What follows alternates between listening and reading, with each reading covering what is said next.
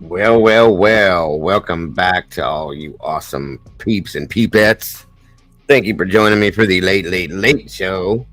It is a late one, guys, so we'll be here for just a little bit, hanging out, chatting, doing what we do. We may have a little story to bring to you from the local vicinity around me. Quite interesting story I was looking at earlier today, and I thought about it, and I said, yeah, they would love something like that. So here we are in the late show. See what we got going on. Welcome. So let's get, well, you know what I'm going to say. So let's just do it.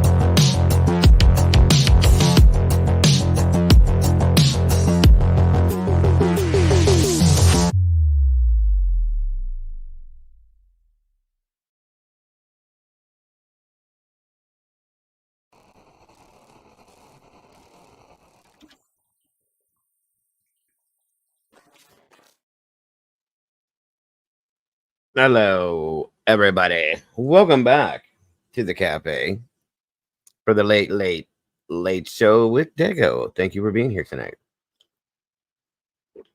All you night owls and insomniacs, it's great to have you here. Just saw you guys 20 minutes ago, I swear, but hey, all good. It's great to have all of you awesome peeps in here. I appreciate it, guys. We got 34 of you guys in here. We got 20 likes. Please hit that like button so we can get this out. Oh yeah. See all these awesome names in here. Come on in, get comfortable. And let's do this thing, guys. Come on. I got to make up for time, you guys, and make up some time. Missed you guys for well over a week, and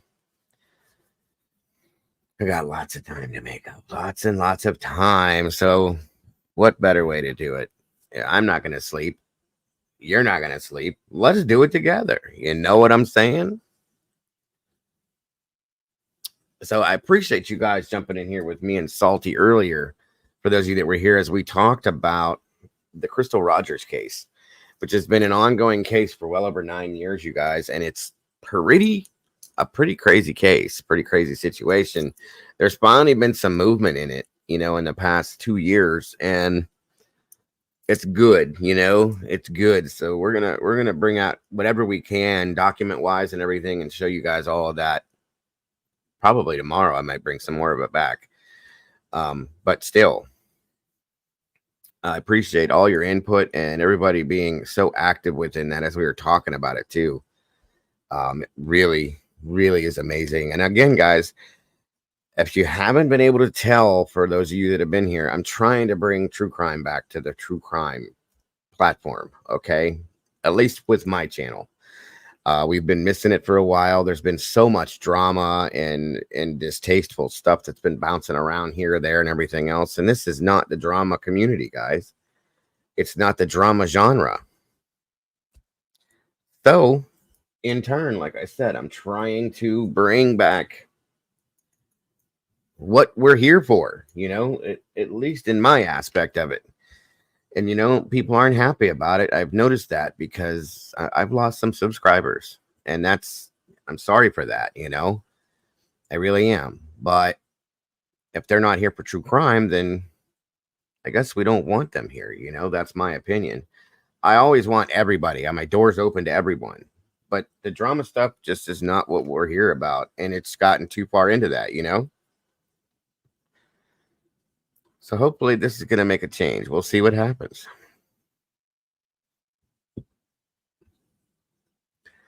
Let's see who we got in here with us on this late show tonight, by the way. Thank you back, guys, for joining me again. I see some of even the Blue Crews in here. This is awesome.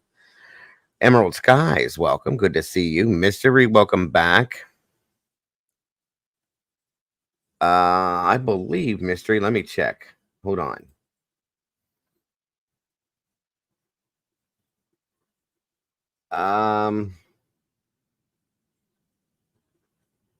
I did. I definitely did. And that is going to be very helpful for tomorrow's show. Thank you, Mystery, so very much.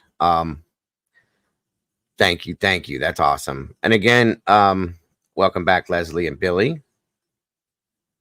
R Whip, great to see you. It's been a while. Let's see. Mystery, of course. Miss Wisdom, always a pleasure to have you here, dear. Twyla Montgomery, great to see you tonight. Jilly Bean, welcome back, dear. Good to have you here. Terry Martin, you might be familiar with what we're going to talk about tonight. It's good to have you here, Terry. Thank you for joining us. Doodlebug is in the house. My Doodlebug. Good to see you, Doodle. Thank you for joining me tonight. Let's see here. Not a drama, Nana. Thank you for being here, Nana. You are appreciated. Miss Glitter, welcome back to you. Niles Buckman, great to see you again. Thank you for joining us. Oh, absolutely, Leslie. She loves you guys. She appreciates you guys very much.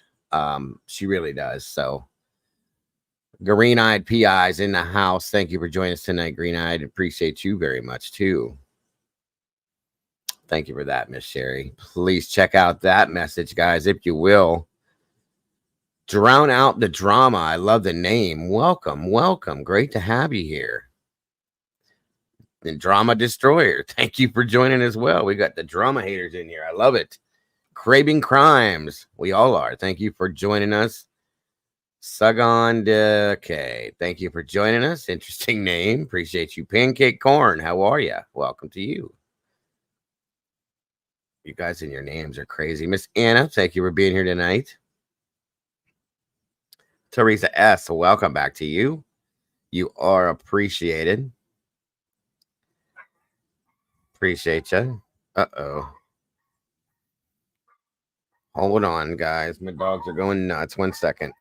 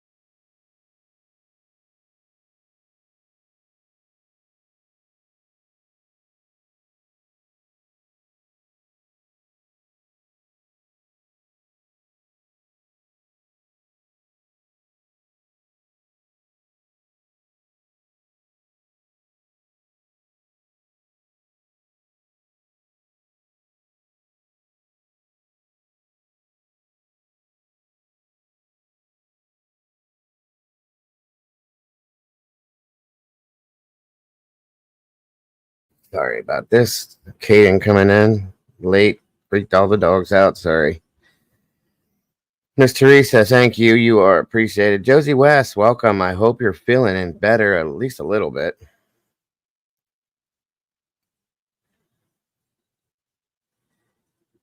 Let me see here. CZ.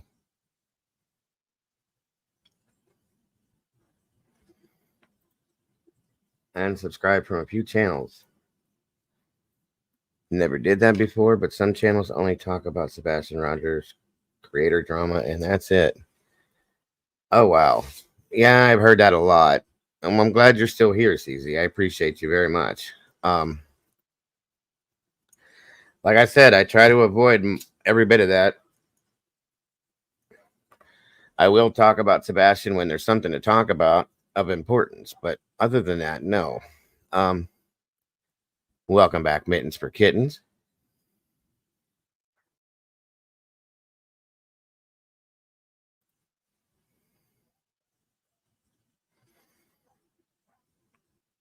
Oh my gosh, one sec.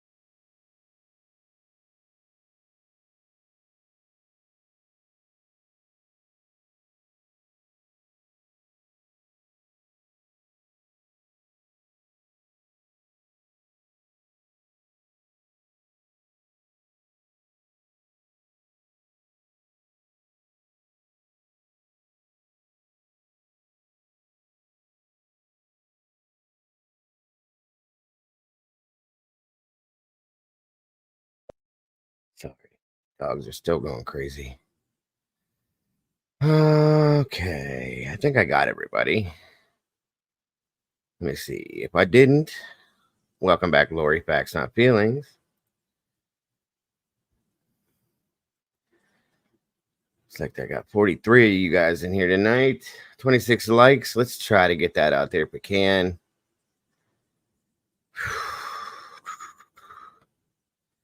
12. Ciao to you. We should be resting, but I can't. Walt Harris, hey, what's happening, Walt? I wish I could fall asleep, guys. I just can't. Hopefully, this will help me. And hopefully, CZ, you'll stick around here and you'll get the true crime that you're looking for. That's the hope, of course. So, there she is. Miss Andy's in the house. Welcome back. Thank you for joining us. Smitten Kitten, welcome to you. 5:38 a.m. I should be asleep listening. Oh, goodness. Tomboy, it's late for you, too. Welcome back. Thank you guys for joining us tonight. Oh, I'm sorry to hear that, Emerald.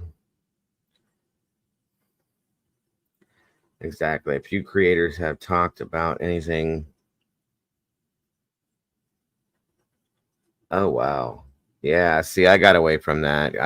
It's not what I was here for to begin with, CZ. You know, you've been here for a while. You know why I was here and what I used to cover and stuff like that. And it just got too much. Got to be too much. And it's not what I was here for, you know? And I just wanted to bring it back to this channel. Getting serenaded by a chainsaw at 12:30 in the morning. Okay.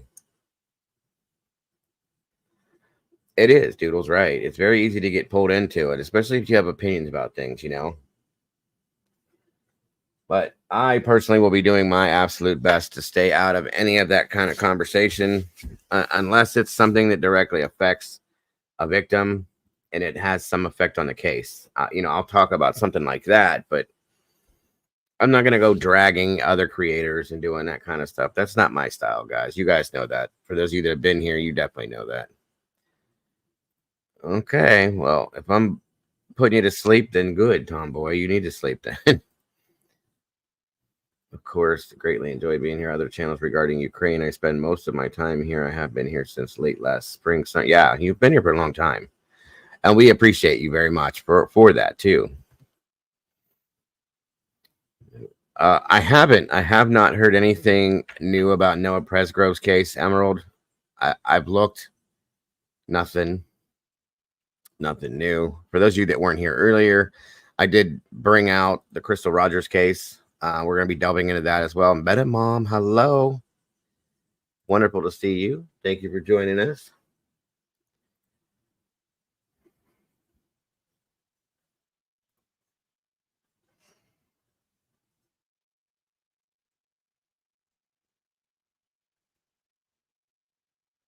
Again, Josie, I hope you're doing better. Emerald Skies, can't breathe. Oh, Whip, I'm so sorry. She's 15. It's also hard to see. What are we talking about here? It's humid. Yes, the humidity kills me too. I had smoke inhalation twice as a firefighter, and it really damaged my lungs. It gave me asthma. And I'm probably beginning stages of COPD as well. And it doesn't help that I'm a smoker.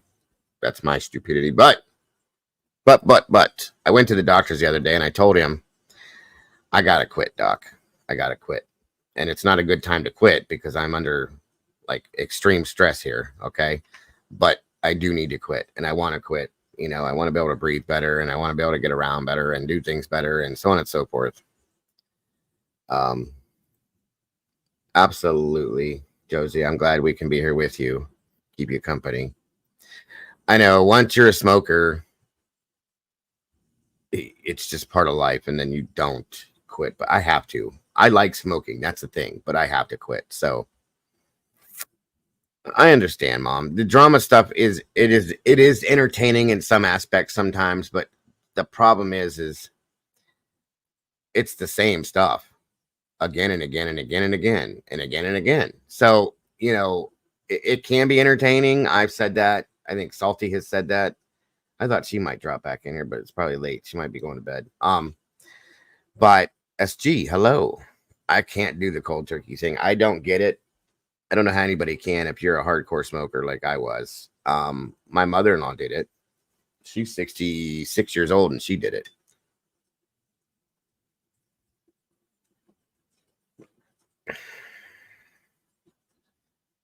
That's what I'm saying. That's what we have to do, guys. We have to get caught up and wrapped back up in the true crime basis of it. You know what I mean? And that's what I'm trying to do. Everything I cover is based on you guys have seen all the different things that I brought to you. And I hold on a minute.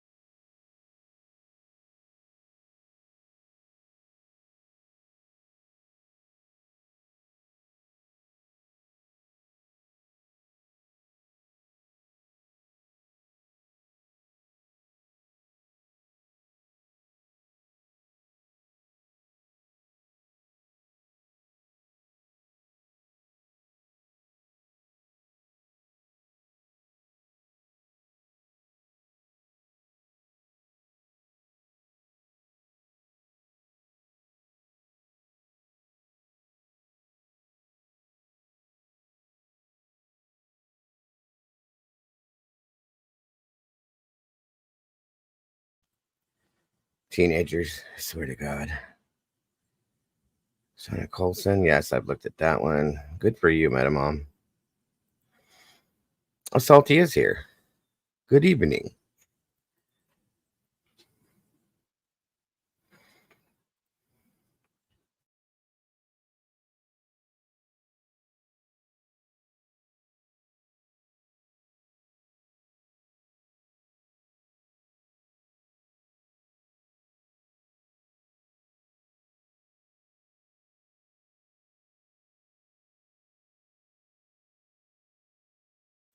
All right.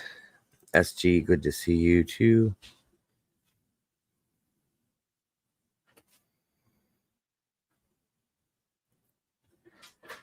Okay. Interesting, Leslie. Cool.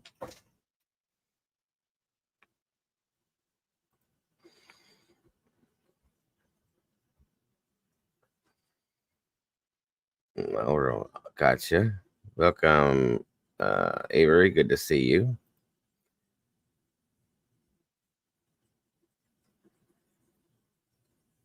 Yeah, I understand completely, SG. People, it's one of them things where you can love smoking, same as me. I loved it. It's just one of them things. But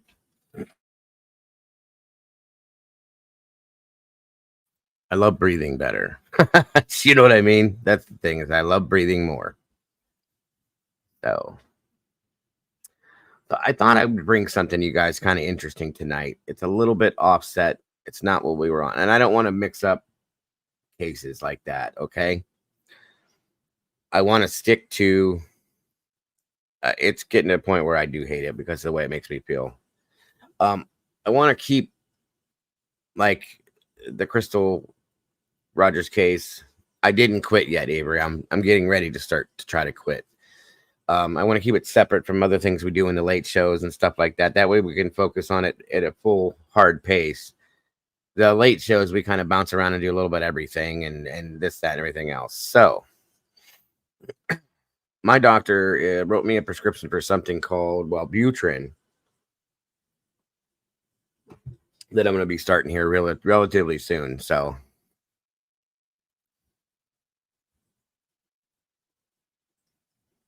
that's how I'm going to do it. Is my doctor gave me something called Wellbutrin. I'm going to try that out and see what happens. And if that doesn't work, he said we can try that other stuff. I'm a little nervous about that other stuff. Because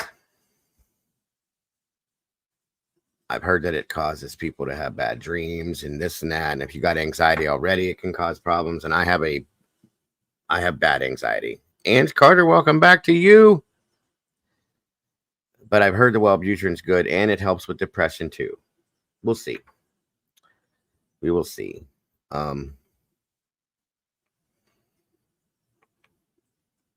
That's what I've heard. It works for a lot. I'm allergic to gabapentin, so I can't take it. Walt.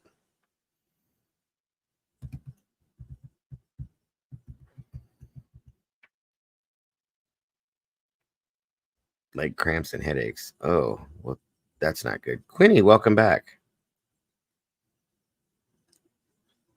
That sounds awesome. I'm going to try it and see what happens. Well, when you take it, have your wife keep an eye on you. Well, yeah, I'll try to. Gabapentin is a bad drug from what I've understood. Yes. You know what I've heard? I have a friend actually, CZ, that was hypnotized and quit a year ago and hasn't even thought about it once. That's the type of person I need. I need that to be done to me. I just get nervous about. Yeah, I've heard that. Are you talking about gabapentin whip or are you talking about Wellbutrin?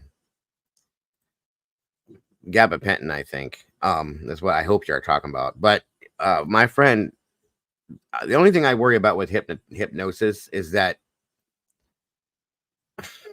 they're going to hypnotize me to bark like a dog or something. I'm not going to, you know what I mean? That's what I worry about. I've seen these stupid things at TV that make you think that.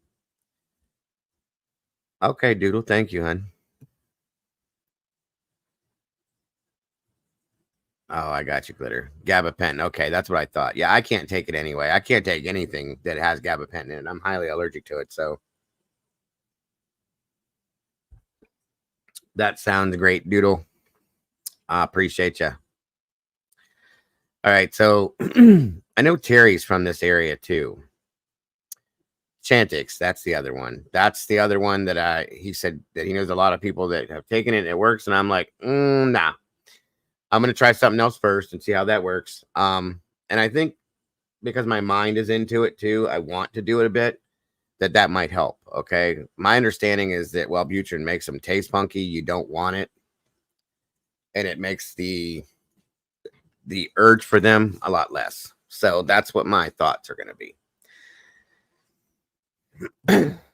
Yeah, you definitely have to, CZ. But this guy, my friend, did it, and he was a hardcore 2.5 packs a day smoker for like 40 years. And he went in fact, he had 2 packs of cigarettes in his car. He went in to the therapist that did it, and they even told him it may not work right away. Right? He walked out and didn't, not one time did he even think about smoking a cigarette. It was crazy. And it's not changed in over a year now. There's nothing. And I'm like, damn. And it cost him $500. That's the problem. But you know, I mean, it's worth it if you can afford it. Yeah, I've heard that. See, Smitten, that's what the problem is here. Wellbutrin is mild antidepressant, can help with smoking. Chantix causing says it. Yeah, that's what I'm saying. Chantix is dangerous, and I just don't want it. And I already have anxiety dreams and stuff like that. Drink Mullion tea, natural. Right. I have to look that up. I've never heard of that, Cherry. Thank you.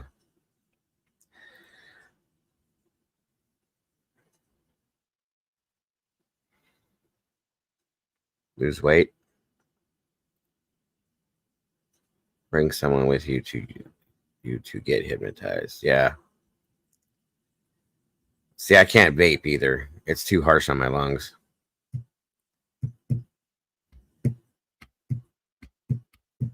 It is. It's all about what's in the mind. Mullein tea is a lung detox. Oh, really? I need to find me some of that then. If anybody knows where to get it, how to find it, let me know. I want it. My solution is avoid people. Nah, it doesn't work that way. Sadly, especially if you're a YouTuber and you're on YouTube.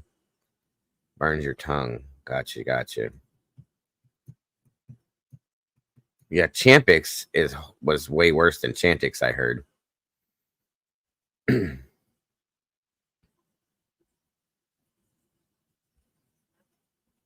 Yeah, the vaping is very harsh to me. Try the hypnosis. If you bark like a dog, well, hey, at least you won't be smoking. Yeah, I can just see me sitting here talking to you guys ruff, ruff, ruff, out of nowhere because somebody says a trigger word or something. Crazy. Crazy. I wonder where Miss Kimber is tonight. Must be sleeping. Probably. It's pretty late.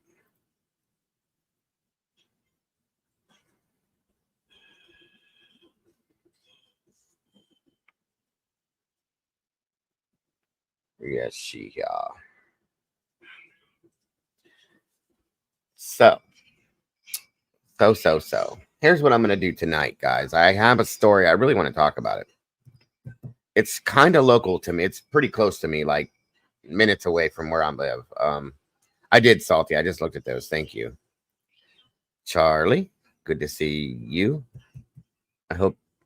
Yes, it's a female. I was going to say deer, but I didn't want to tell you it.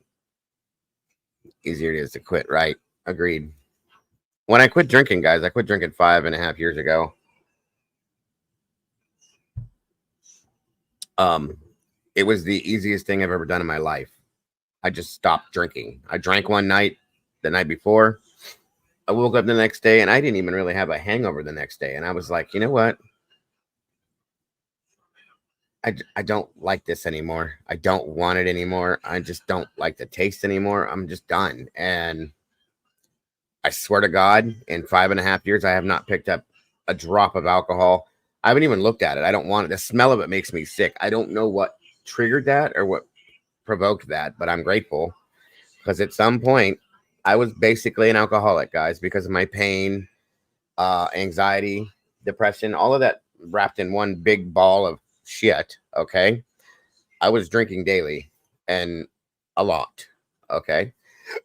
And I just, and my family has, I do have my gallbladder, whip. I do. Vaping is worse than cigarettes I watched a documentary on it and it scared the hell out of me because my kids vape, my wife vapes, my mother-in-law vapes. Um, and it's just like, stop. You know, my doctor even said he'd rather I smoked than vape. So, hey, Molly, welcome back. Momming it up. Welcome to you. 62 peeps in here with 44 likes, guys. Come on now. Let's see if we can make that match. Etsy, Amazon. Okay. Send me in Discord. Leave the name of it in Discord for me, Sherry. I'm going to look that up and see eventually when I have a little extra, hopefully, a little extra cash in hand, pick it up and see what if it works. Yeah, my doctor said smoke, don't vape because of the popcorn lung thing and what it does. And they showed me the documentary I watched showed a set of lungs after vaping, and I was like, mm-mm, mm-mm, mm-mm. Although smoking lungs don't look any better. It's grosser looking. I teach high school. Hold on a second.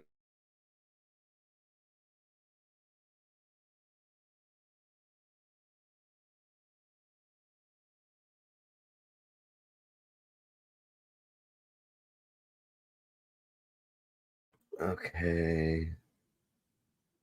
That was the old juice they banned. Oh, okay.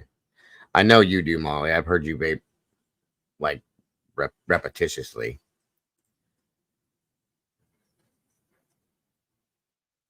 I'm sorry, Ange. That's what I have somewhat shortness of breath from smoking too. It's another thing I want to deal with. Marietta, welcome.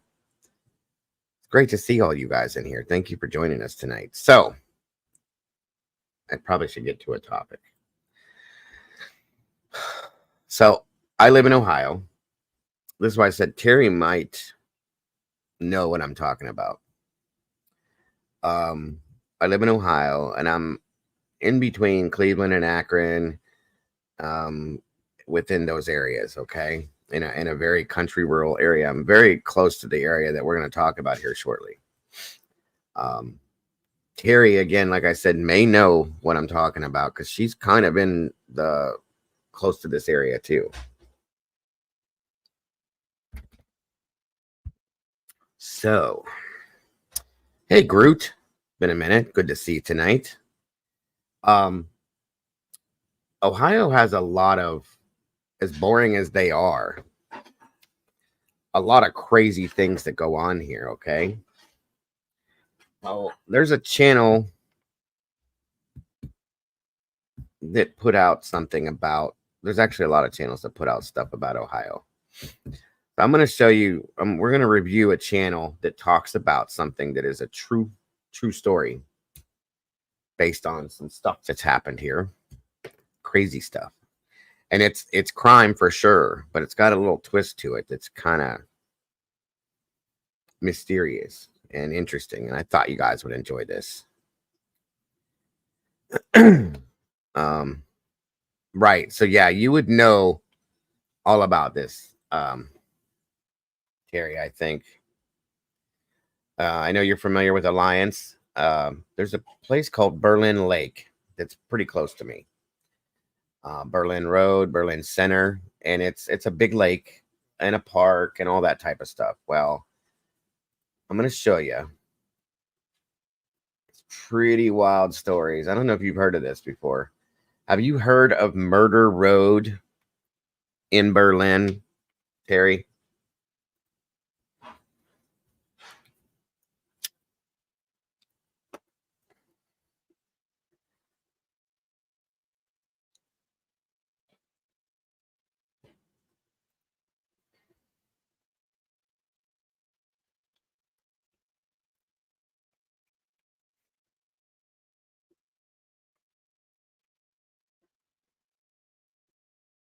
It's in it's actually called Fewtown Road, Terry, and it's in Berlin Center, Berlin Lake area.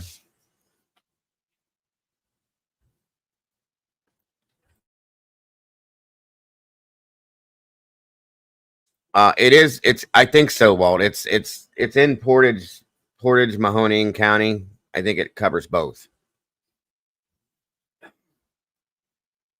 Okay, hold on. Pewtown Road is the real name of the road, but they started calling it Murder Road for a reason, and I'm going to show you why.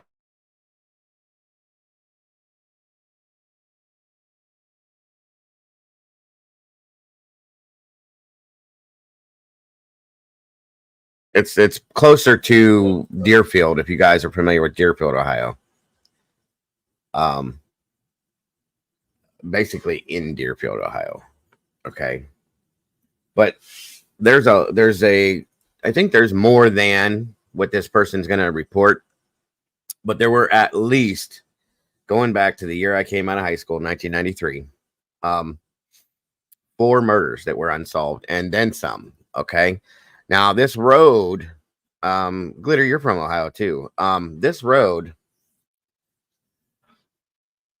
has had a lot of activity. It's on a wildlife preserve, basically, is what it is. But there were a lot of activity from the mafia back in the days, motorcycle clubs, the Outlaws, Hell's Angels, stuff like that type groups. Okay. That they've used this road for different things. And there's a story behind it. I thought you guys would really enjoy hearing this because it's definitely the real thing. Foes that count. Oh, yeah. Leslie, I forgot about that. Brandy's from here, too. God, they've donned this road, Murder Road. It's called Pewtown Road. It's in the Deerfield, Ohio, Berlin Lake. There's 2 parts of this story, by the way. So, sounds like a lovely street, probably around the corner from Chopped Up Square. Pretty much, yeah. Okay. All right, Whip. Thank you for joining us tonight. Hopefully, I'll see you again soon. I appreciate you being here. So we're going to start off with this part of it and see what happens. I really wanted to share this with people. I've been debating on it, but I figured the late shows would be good for it. I didn't get to make it in here the other night because of the storms last night. So I hope you guys enjoy this. What's up, Stitches? I got 71 of you guys in here. Please make sure you're hitting that like button so we can get this up in that algorithm, please. So, all right. Let's get this show on the road. Oh, okay. We're pretty close then, Glitter. I know Terry's close to this too. In this area, if you look at as they're driving, you look at around the area, that's kind of like it looks like where I live too. Actually, I'm back a little deeper into the country areas. It's a lot more wooded and stuff where I'm at, but so let's get this show on the road. It's pretty interesting. Let me make sure you guys have audio to this. And what we're doing here is we're going to listen to this guy tell the story and review it, talk about it, because I am from this area. Richland County. Okay, I know where you're at then, Glitter. And I can describe things because I am from around. I used to run around in this area, partying, stomping grounds type thing. And I've been back and forth through here, boating and fishing at Berlin Lake and swimming, things like that. We always said, if they were to ever drain Berlin Lake and all the bodies were to stand up, we'd have one hell of a population issue. Facts. Back in the days, the mafia would come out because it's a rural area and not a lot of people frequent the area. The mafia would use these country roads and areas to deal with their business, if you know what I'm saying, okay? And other groups. So it's a real deal thing, guys. But you can go look all this stuff up. Oh, Stitches, you're here too. I didn't realize that. Okay. So we're all neighbors. Damn. You can look into the police, sheriff's department, the archives, this and that, and it's all there. I looked a lot of this stuff up, and it's factual stuff. So, and I remember some of the cases from 93 and in 2006 or 9, I think it is. Either way. All right, I'm going to shut up now and let you guys hear this. Again, this came from North Coast History and Haunts, okay? It's a pretty cool channel I listen to here and there. But here we go.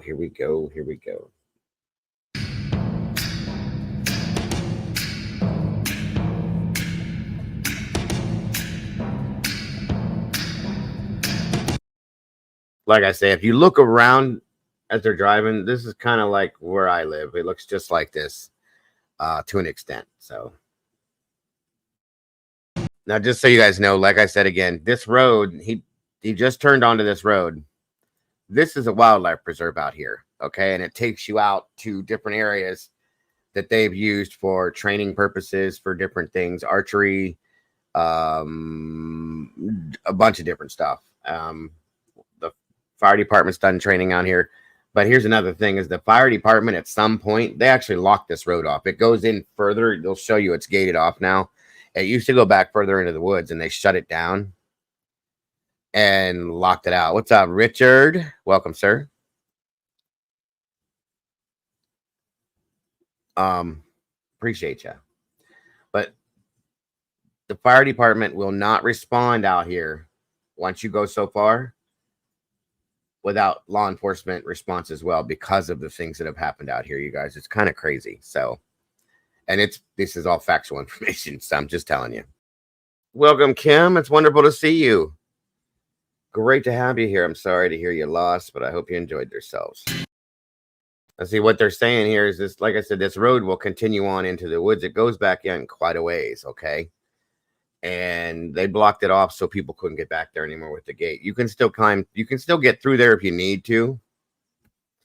It's going to take you a little extra time, and that's what they thought it would stop some of the crazy stuff. But this is way, way rural, okay? So just envision what you're going to see and hear about, okay?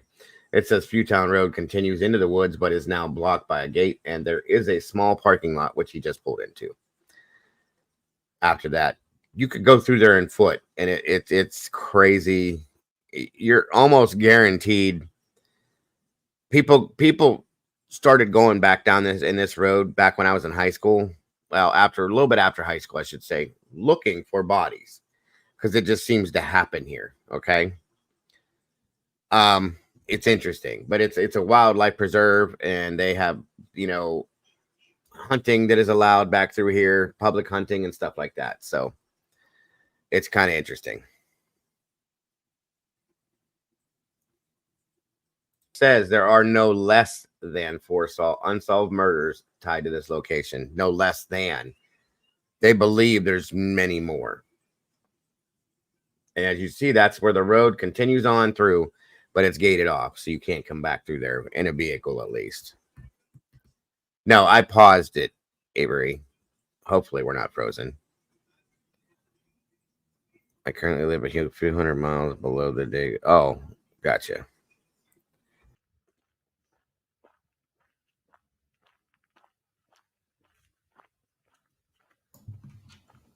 The dark woods off Fewtown Road near Deerfield, Ohio, guard a deadly secret. In the span of a year, 4 unsolved murders would be tied to this location, and the residents began to call it Murder Road. The story is complex and detailed, so we will break the video into 2 parts. In part 1, we will talk about the victims and the locations, and in part 2, we were going to take a look at the suspects and the links to the cases. The western section of Fewtown Road runs north and south off of State Route 224. The southern part dead ends into Berlin Lake, a 3,300-acre man-made sportsman's paradise. Completed in 1942, Berlin Lake is popular with hunters, campers, fishermen, and hikers. Situated in northern Ohio, the lake is in parts of Stark, Mahoning, Portage counties and is located between Cleveland, Akron, Youngstown, and Pittsburgh. Remote, rural, and isolated, Fewtown Road had developed a reputation where bad things happened. There were reports of gang violence, organized crime, and illegal activities, which caused local residents to become concerned.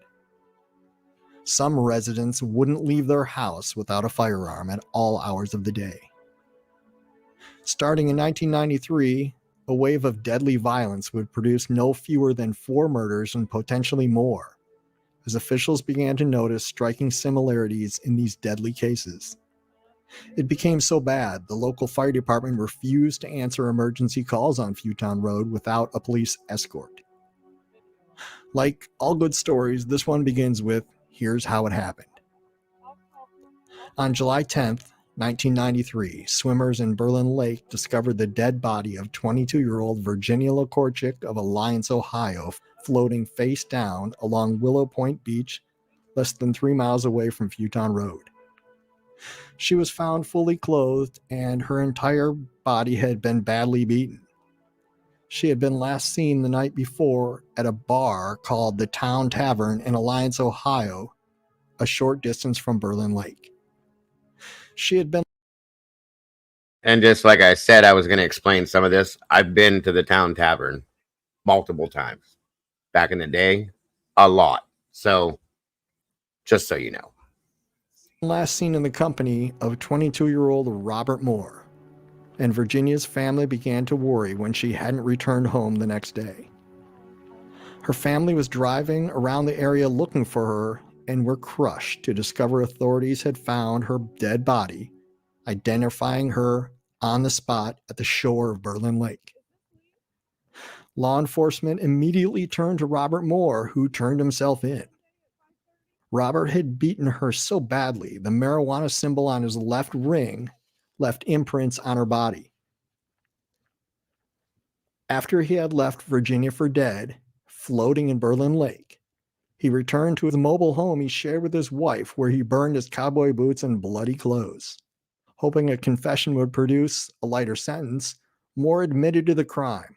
He claimed the pair had left the bar and then headed to Berlin Lake, where Virginia would rebuff his advances, and then he lost it, beating her violently, then dumping her body into the lake and leaving her for dead. He would be found guilty of involuntary manslaughter and sentenced to 15 to 25 years. He wound up serving 10 years in prison and was released in 2008, a year before another young lady, Glenna White, would go missing. In the summer of 2009, 17-year-old Glenna White of Alliance had decided to run away from home with her boyfriend. Glenna would have the tragic misfortune of winding up at the home of a friend a few miles away from Alliance. The friend lived with his mother, who shared a home with her boyfriend, the now 34-year-old Robert Moore. The young couple had only intended to stay there a few days, and in that time, Robert Moore was said to have offered them alcohol. Shortly after, clad only in a sheet, Glenna would approach her boyfriend, claiming Moore had tried to rape her. Faced with the accusation, Moore was infuriated and ordered the pair out of the house. He offered Glenna a ride back home, and Glenna agreed. This would be the last time anyone would see her alive again. Moore's relatives would admit to authorities that when he returned an hour and a half later, he would be covered in mud and blood, and his knuckles were scraped and bloody as well. Mahoning County would take the lead in the investigation, but the prosecution couldn't produce enough evidence. Moore would not be charged with a crime, and Glenna would remain a missing person, although authorities agreed. If you're looking in the background, this is how far back in this road goes. You saw them walk past the gate. They're walking back into this road. And you can see how secluded this is. This is a good distance from like a main road, guys. Very, if you don't know it, you don't know it. You're not going to find it, okay? That's what I'm saying. So it takes a long time for anything to be found back in here. So Josh and Di Wedgelin, welcome. Good to have you. Good to see you. Thank you for joining us. So it's kind of interesting if you hear how this guy is nuts. Hey, Claire, welcome. She was most likely dead. This is different. Authorities have been trying to find her body ever since. In June of 2020, Portage County Sheriff Ed Kennedy was investigating another unsolved area murder case when he began to notice striking similarities between the two cases. He received a tip about Glenna's disappearance and now had enough information to charge Robert Moore with the murder of Glenna White, and he is currently on trial for the crime as of November 2023. But the story doesn't end there. In fact, far from it. In November 6, 1993, A young couple had found their Welcome, way to Tammy. a lonely beach at Berlin Lake off Viewtown Road shortly after midnight. 31-year-old Andy Hussey and 32-year-old Lisa Waters parked on a dirt. Welcome back, Paula. He tried to do that to her. Yeah, it was to her. No problem. Good to see you, Tammy. Thank you for joining us. Dirt road and hiked down to the water's edge.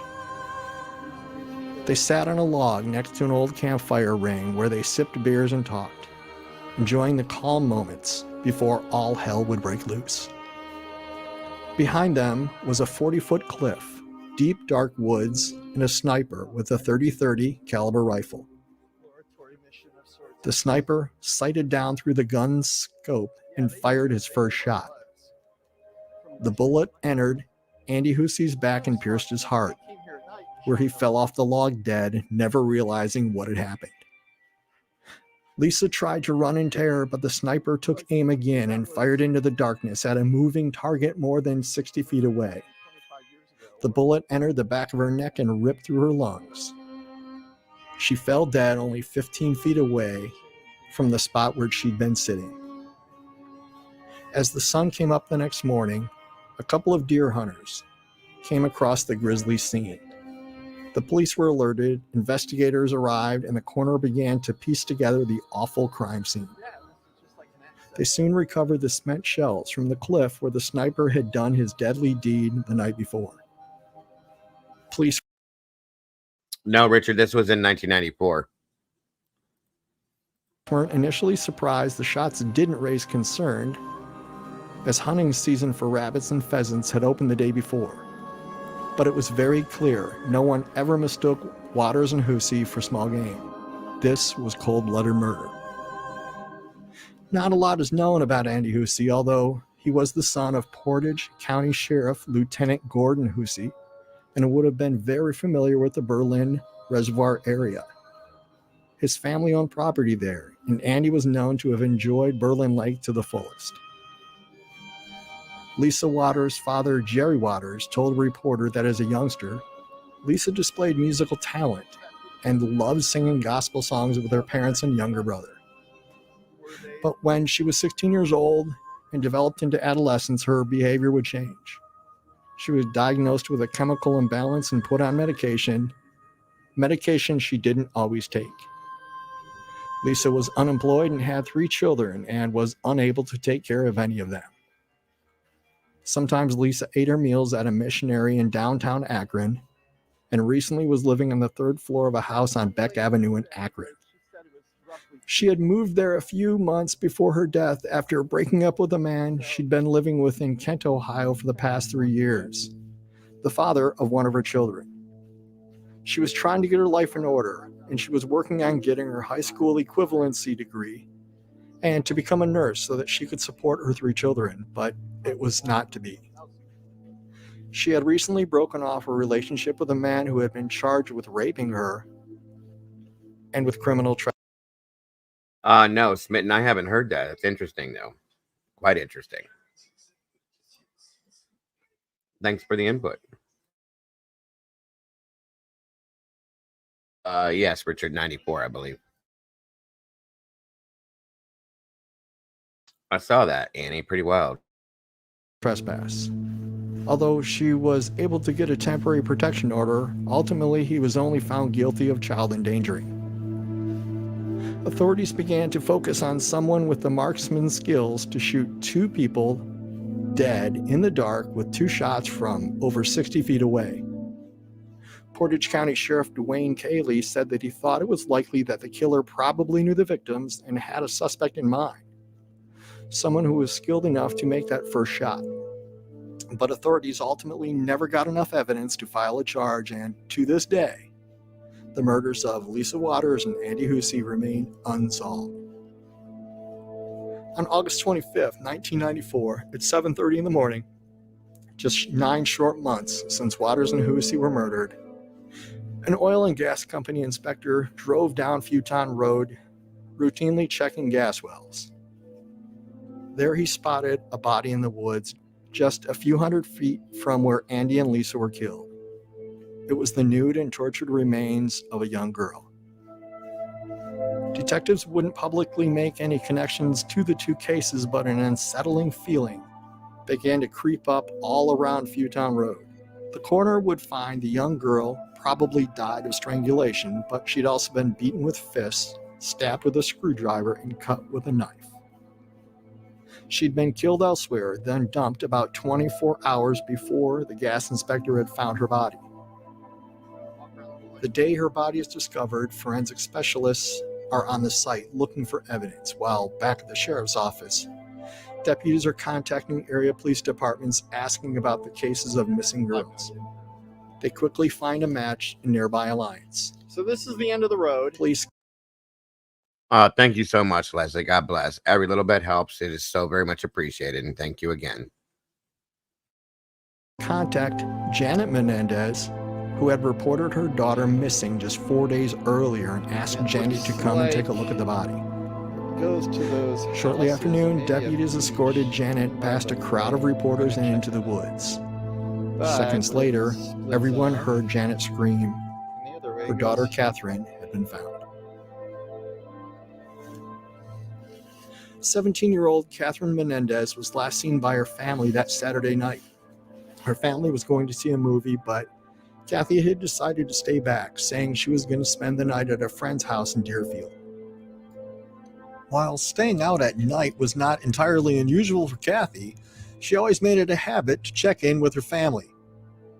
Sometimes her friends would call and report her whereabouts. But this time, Catherine's mother knew something was wrong, deadly wrong. She alerted the police and an investigation was launched. Janet told investigators about three men who were potential suspects, and all three refused polygraph tests. Janet would describe one who was seeking a relationship but had an allegedly violent past. Despite all this, authorities had no leads and no evidence and turned to the public to assist with any clues or information that might help with an arrest. The police informed a wary public that they didn't see any connection in these cases. The only thing they have in common is Fewtown Road and Berlin Lake. That is, until another body turned up. In November of 1994, 1 year after Waters and Hussey were killed and 3 months after Catherine Menendez was found in the woods at the end of Fewtown Road, less than half a mile from where Menendez was found, and a mere 200 yards from where Waters and Hussey were killed, hunters found the decomposed remains of yet another body. Authorities would Welcome, JC. Thanks for joining us, hon. Appreciate you. Determine that she was a white female, strawberry blonde hair, small to medium build, and 14 to 18 years. Shortly after, authorities would update the report to indicate that she was likely 17 to 22 years old. It would become a costly mistake. A police facial artist sketch is uploaded to a national database, but no missing persons reports match the description. 4 years later, in 1998, a Portage County detective sees a flyer about a girl missing from Rochester Township in Pennsylvania named Sarah Ray Bain, 14 years old. The detective contacts the Rochester Police Department, but the Rochester chief dismisses it, saying the ages just don't match up, and besides, he says, others have said they've seen the girl around town, so she's probably just a runaway, but some people don't agree with that opinion. And in 2001, Detective Kim Clements of the Beaver County District Attorney's Office finds a sketch on a website called the Doe Network, a database of missing persons. The sketch looks a lot like Sarah Bain. The sketch is that of the remains of the young girl found in Portage County, Ohio. Detective Clements requests a DNA comparison, so they take a sample from the remains and a swab from Sarah's mother. However, this case would face delay after delay. In the fall of 2001, and the terrorist attack of September 11th had created a backlog at the FBI, where scientists were trying to determine the remains of thousands of victims in New York, Pennsylvania, and Washington, D.C. It would take more than 2 years for them to analyze the DNA of Sarah Ray Bain. And in 2003, 9 years after those remains were discovered, They were finally able to confirm the 14-year-old was indeed the victim found at Berlin Reservoir, 70 miles away from her family's home in the Pittsburgh suburb. Sarah was a popular girl who was a cheerleader, and she was said to have loved animals and was active in her church. However, her parents were estranged, and she lived with her mother and brother, and her home life began to be examined more closely, and the police initially began to focus on her immediate family. On July 14, 1994, Sarah left a note saying she was going to spend the night at a friend who lived 2 blocks away. She arrived at the friend's house, but they had had company, so she didn't stay. But she didn't return home either.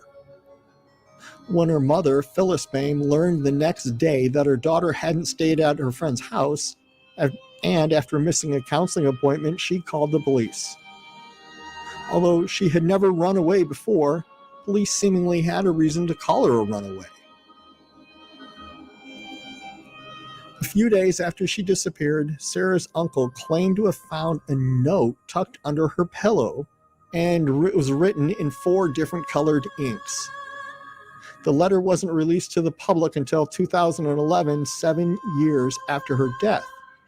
In it, the letter describes, "I've always said the day I walk out the door is the day I never return. I'm just a burden. I create problems. I've already learned you don't have time for me and you don't care." In the letter, Sarah referred to a disturbing relationship. "I met a guy who gave me love and whatever else I was not getting at home," she wrote. "He was a very, very abusive man. Didn't anyone wonder why I always was injured and said I fell? I don't mind if you don't love me. Please don't hate me. Please don't try to find me because you won't find me. By the time you read this note, I'll be gone." The letter ends, "This is all for the best. Wish me luck and say a prayer for me, okay? I'm sorry. Sarah Ray Boehm." No one is sure who is she addressing in that letter. Since she refers to her mother and brother in the note, it doesn't appear that she left the message for them. It was weird that it was left in the house she shared with them, tucked under her pillow, if she wanted them to find the letter. Her uncle found the letter in an envelope addressed to "Whoever Cares." Investigators say that they didn't think the family was being completely honest with them. They said they didn't doubt the words were in her handwriting on the note, but they found the letter suspicious because it was written using 4 different colored inks. They wondered if it was somehow pieced together and planted, either to help police or throw them off track. The Beaver County District Attorney Anthony Burash was among the skeptics. "In a strange way, Sarah is speaking to us," he said, "and I really believe the message she's giving is, that's not my letter. This is not a letter from me." Additionally, in 1993, 10 months before her disappearance, Sarah claimed she was the victim of an attempted abduction. In an interview to a TV station, she said, "I was just thinking, oh please God, just don't let him kill me. Just had a thought in my head that I was going to be killed." In the 29 years later, no one has ever been arrested in any of the Berlin Lake cases. Authorities say it seems very possible the 2 girls are the victims of a serial killer, but stop short of claiming the cases are related, just that the cases are parallel. While there are suspects for both girls' murderers, they are not the same suspects. It's possible they aren't connected at all. It's possible they are connected. While the case may be old, they aren't forgotten. In 2009, the FBI put up billboards featuring the Menendez and Boehm cases along highways in Pennsylvania and Ohio. And in 2015, the Portage County Sheriff's cold case team took a new look at the cases. They resubmitted the old evidence to the FBI, and the FBI even returned to Berlin Lake to reprocess the scene. Since the woods where the girls were found gets little foot traffic, it was possible that evidence remained. If they found anything of interest, they haven't shared it with the public, and it hasn't led to any arrests. Yet there is one more indirect but very creepy connection to this part of Berlin Lake. When Sarah Boehm's remains were found in 1994, a Stark County newspaper quoted a man named Danny Jenkins. He was a 51-year-old hunter who said he was one of those who discovered her body. 3 years later, that same Danny Jenkins would go on a hunting trip with his buddies, Dwayne and William Lockhart, in Harrison County near Tappan Lake. He would shoot them point blank with a 12-gauge shotgun and rob them of $5,000. Jenkins is currently serving a life sentence for those murders, but no one has connected him to any of the Berlin killings.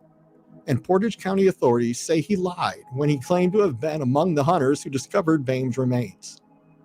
The case remains open to this day, and the families are left to deal with the sadness and grief surrounding all these cases.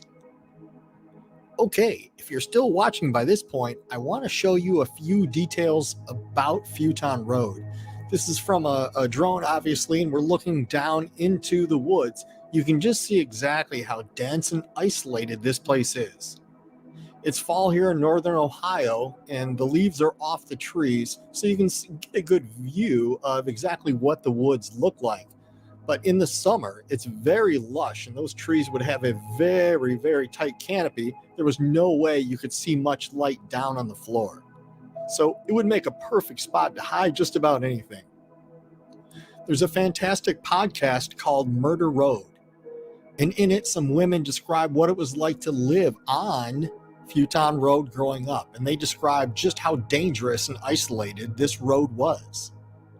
They said that motorcycle gangs would use it, and you could hear chains pounding on metal all night. They talk about a lady who showed up at their door needing assistance without any clothes. She ranted and raved until they kind of concluded through the police's help that she belonged at the local mental institution. They also said that this road was known for mob activity, as well as motorcycle gangs and just general violence. At one point, I believe they suggested that they were even going to move some tractors across the path so people could not get in and out of there at night. Today, there is a gate blocking the path, and there's not a lot of evidence of illegal doing, but the whole feeling that you get just walking through this woods is very creepy and very isolated and really just very lonely. So this is Futon Road, and we're heading south, and this is going to terminate at Berlin Lake. It's not like you can step right onto the lake, and the path kind of tees off. So we're approaching that tee, and the space where Sarah Bame was found was to the right. We're going to eventually head down there. But I just wanted to take this moment to show you just exactly how isolated and dark and really lonely this place is. Like I said, guys, we used to come out here back in the day, and I had no idea about this stuff back then. So thank the Lord. Who knows what would have happened, because it is very, very, very isolated. You could scream at the top of your lungs out here. It's not going to be heard. And if it is heard, nobody's going to respond, because the people that lived out here were petrified of what went on this road. Just saying. Thanks for sticking around and watching, and stay tuned for part 2. If you enjoyed this, hit like and subscribe. Bye.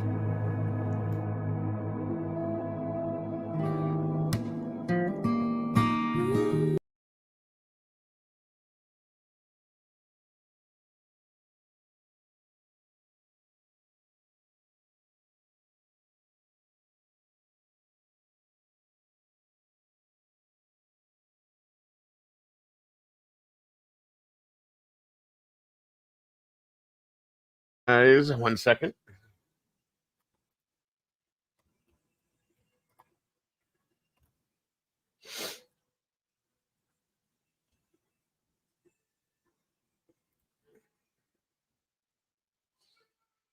All right, so we're going to check out part 2 of this. And then I have something else to show you too that goes along with this too. So I hope you guys are enjoying this. If not, I'm sorry. I just thought it would be interesting to show you guys. It's definitely a crime scenario. There's a lot of this stuff is unsolved. That's the issue with this, okay? And I literally can run out there and jump in the car. Probably shouldn't say this because you guys will want me to. And go there and go live from there. You know what I'm saying? It's pretty wild. I just hear banjos. Yeah, I get it. I get it, Kim. So, all right,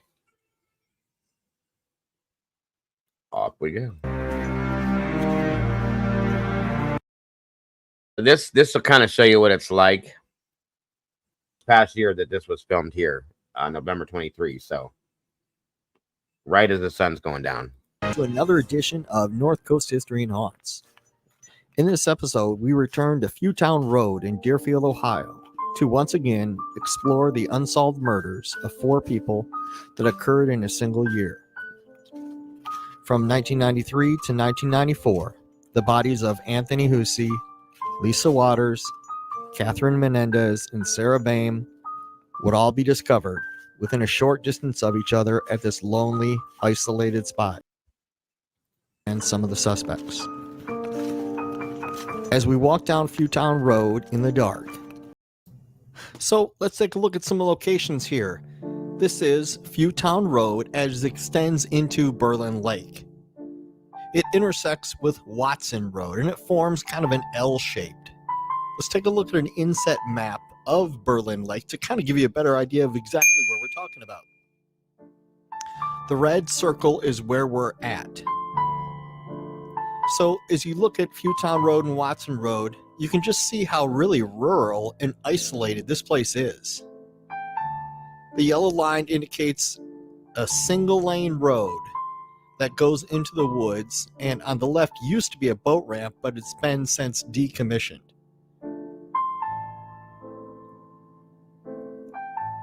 So the first location we're going to look at is where Lisa Waters and Anthony Hussey were both shot on November 6, 1993. They were sitting on that beach where that arrow's at. It was a warm fall night. They were sitting there talking and drinking beer. It was around 3 in the morning when a sniper shot them down from a bluff nearby. And we're going to take a look at that location in a minute.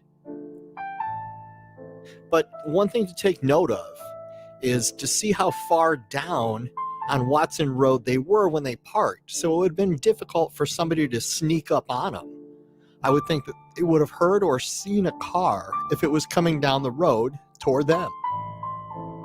So what does that mean? Does that mean the killer was there waiting for them? Did the killer know that they were going to be there that night? Or was there another means of escape? Those are all questions, of course, that we'll never have answers. Now, my theory, my theory behind this is that they were followed. Okay. I believe they were followed. And then somebody backtracked and went around the other way. And no worries, Richard. We'll get together later on. It's no problem. Welcome, Cynthia. Genealogy, good to see you.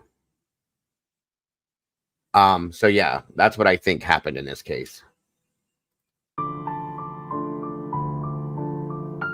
This is the location where Lisa Waters and Anthony Hussey were killed. The next location we're going to take a look at is where the body of Catherine Menendez was found. She had last been seen on October 21st, 1994. Her mother would report her missing, and her body would be found August 25th, 1994. And the arrow kind of indicates the general location. There's a side road that goes off there and terminates into an oil well.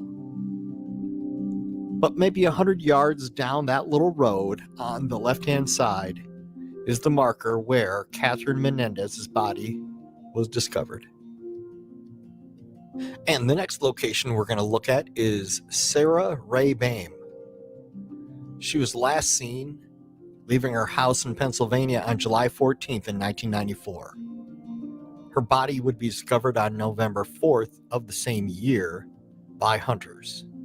Nobody's sure how she got from Pennsylvania to Deerfield, Ohio, and was her death related to the other deaths. Her identity was unknown when her body was first discovered, and it would take a DNA match in 2003 to positively verify that this was the body of Sarah Ray Boehm.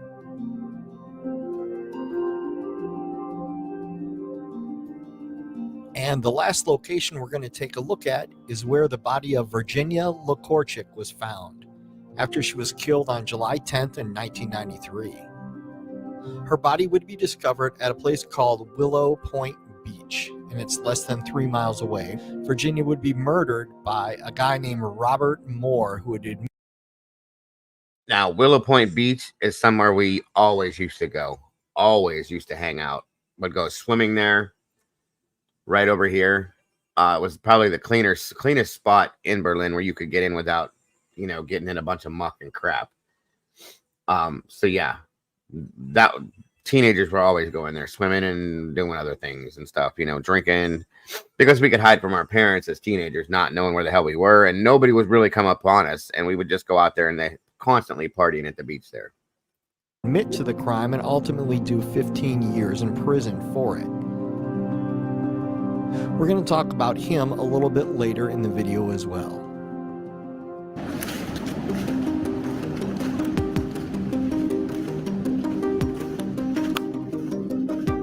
Yes, SG.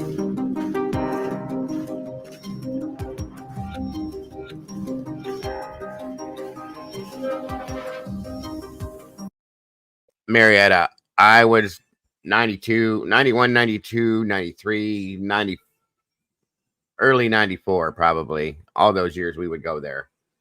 All the way, probably from a freshman to a senior in high school, we started heading out that way and partying because nobody had any idea.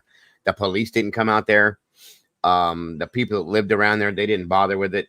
And, thank God, none of this stuff ever happened while we were around. Well, it could have. We just didn't. It didn't affect us. It's a scary thing to see this after the fact, but it's called luck, in my opinion. There's multiple things that happened that were quite lucky to me in my life. So, very close, Marietta. I'm still very close to this. Very close to this. Like, I could get in my car, drive there, and be live, and it wouldn't take me long at all. So, yeah, I grew up in all of this area here.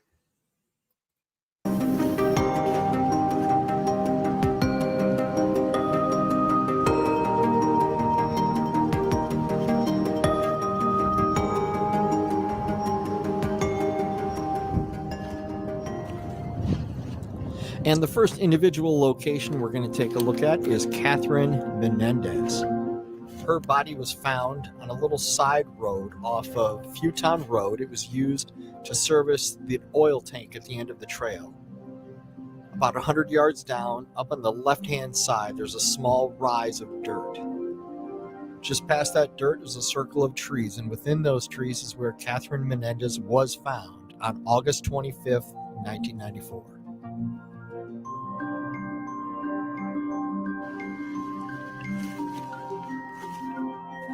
Here we're going to take a look at the same location, only at night. You see how dark this is? So dark, okay? And it would, imagine not having the camera light that he has.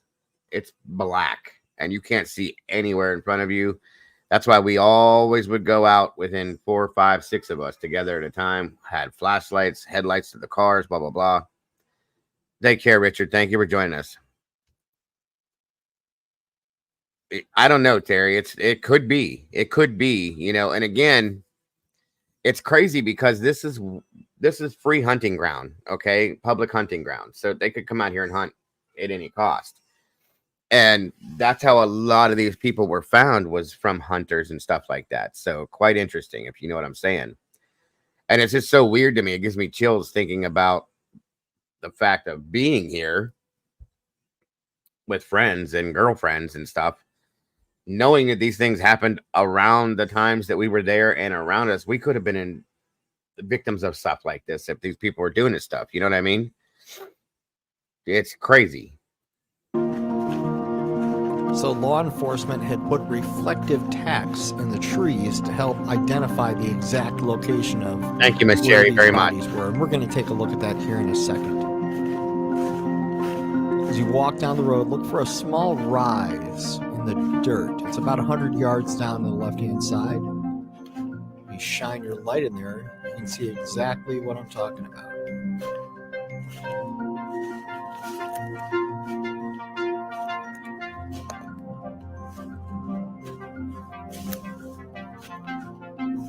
can kind of see at the top of the screen what looks like just a Here's little point where of light. It's the actually body the of reflector Catherine in the tree. Menendez was So found. that marks the exact location where the body was Off the found. oil road, off Futon Road. You can see exactly where Catherine Menendez's body was found right there.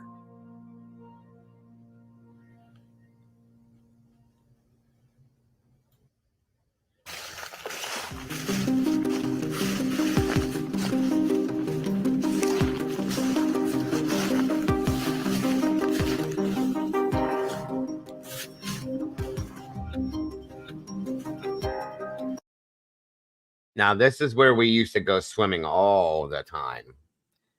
We would go swimming, skinny dipping, whatever the hell we wanted to do. We'd drink and party, get high. It was what it was. We did everything because there was nobody around. Nobody could see anything you were doing from anywhere other than right here, unless somebody came up on you. Nobody. You couldn't see this from the road. You couldn't hear anything back in here. This was the spot, guys. We'd spend days over here. I think we even camped out here one night on the beach. There was 5 or 6 of us. I'm telling you, I swear that happened. Yeah, I'm pretty sure we did. We camped out here one night. We brought tents, blankets, sleeping bags. We had a fire, and we just stayed here. I want to say we did it for a weekend. Now that I think of it, I forget more than I remember from way back then. I'm pretty sure we did. I think I was 17. But it was a great place, especially in the summertime. I mean, it was a lot more plush, like he had said. The trees were all bloomed and leaves were you couldn't see through. But it was like it was wide open when you get there coming down the road, and then you had to walk through the woods. There's a small road that'll take you to the beach, and it opens up into this area of the lake. And it was very clean. The water was pretty clear here. You could fish here, swim here, so on and so forth. And the water was, I want to say it would go out so far and it would just come up to like your waist, maybe a little higher, maybe up here. And then it would drop off in the middle and get really deep. So thank you, Doodle. But anyway, really, really nice place. We thought very cool place. Oh God, yes, Terry, we would go bumper skiing in the wintertime. That was dangerous too. Very dangerous. Bumper sledding, whatever you want to call it.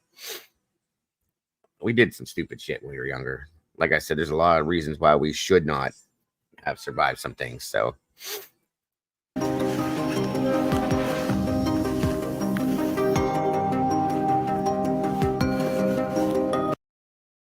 yeah, this is in Berlin, Ohio, Berlin Lake.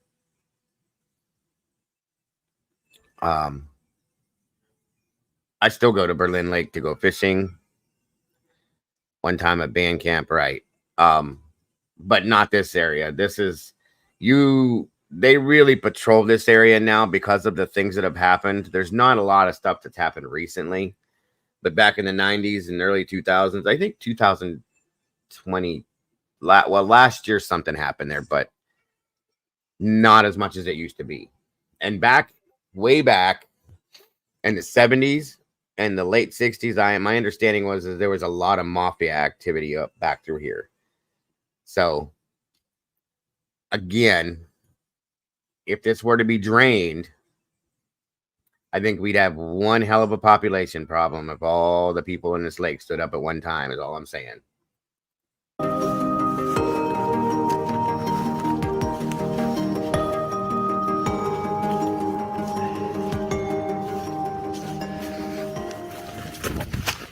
The next location we're going to take a look at here is going to be the spot where Lisa Waters and Anthony Hussey were killed.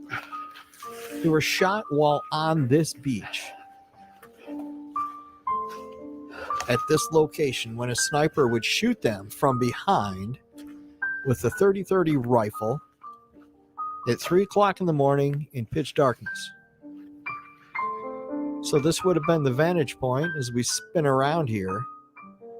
We can see where the sharpshooter most likely shot from. We're going to show you that here in a second. And a high-powered rifle, the sound of the shot would echo across the lake. Everybody had to have heard that. So to think that the killer got away with it is frankly astounding. But this is the location where Lisa Waters and Anthony were killed on November 6, 1993.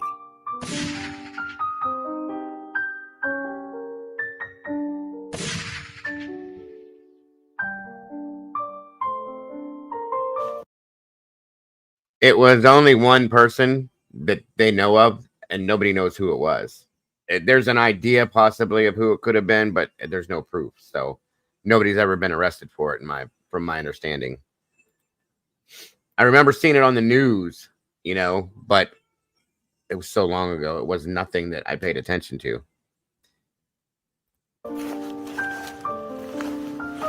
Next, we're going to take a look at the bluff where the shooter was standing when he shot Lisa and Anthony. As we walk toward the water's edge, the edge of the bluff, you can see how this would have afforded the shooter a perfect vantage point. Not only for getting a good shot, but for not being seen as well. This is what the shooter would have seen on that night when Anthony and Lisa were shot.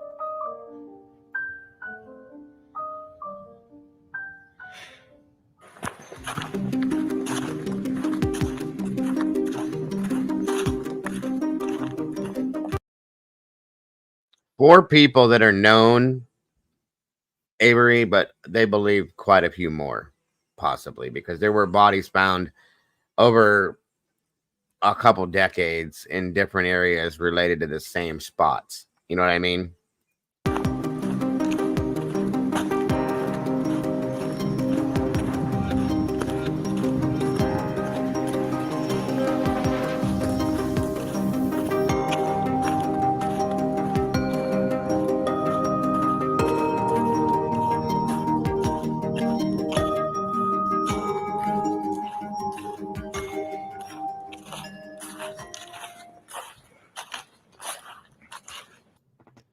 And the last location we're going to look at here is where the body of Sarah Ray Boehm was found. She was found at the end of Watson Road. And this is what we call, at least in Ohio, oil well roads. Okay, it's where they have like oil rigs set up that have like a lot of people that own property, they have oil wells that are found on their property and they own the rights to those wells, so on and so forth. And they go out and maintain these every so often, once a month or every couple months or something like that. And that's what this road is actually here. Right, JC, exactly. It is. And absolutely, Avery, it's pretty awesome, actually.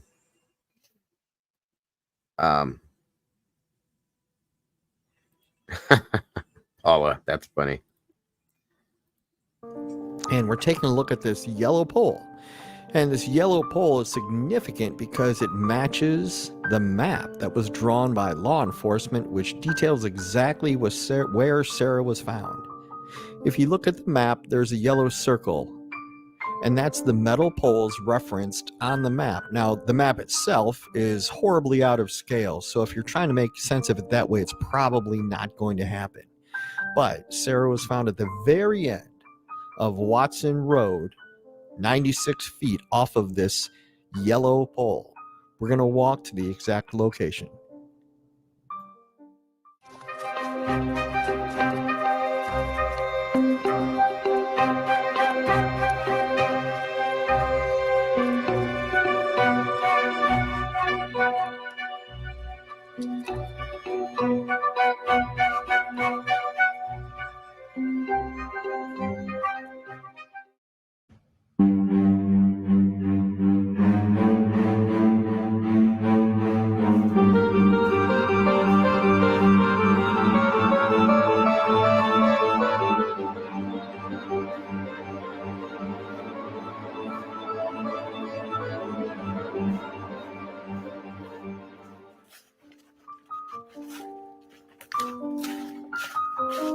And now we're going to take a look at some of the suspects. In the shooting of Lisa Waters and Anthony Hussey, The sheriff's department knew somebody had to be a really good shot to shoot from that distance in the dark and hit 2 moving targets. Had to be somebody very proficient and very talented. And the police had a suspect in mind. There was somebody from Lisa's past, an old boyfriend, who had the skills as a marksman to be able to make the shot. He also had a motive and was known to be abusive. However, because the police never had any evidence, they could not charge anybody with the crime. The whole thing is even more egregious. There's where Lisa and Andy Given the fact were that shot, Anthony's father presumably was a sheriff's deputy, and still no justice was ever found in the murder of Lisa Waters and Anthony Hussey. And the next thing we're going to take a look at are suspects in the murder of Catherine Menendez.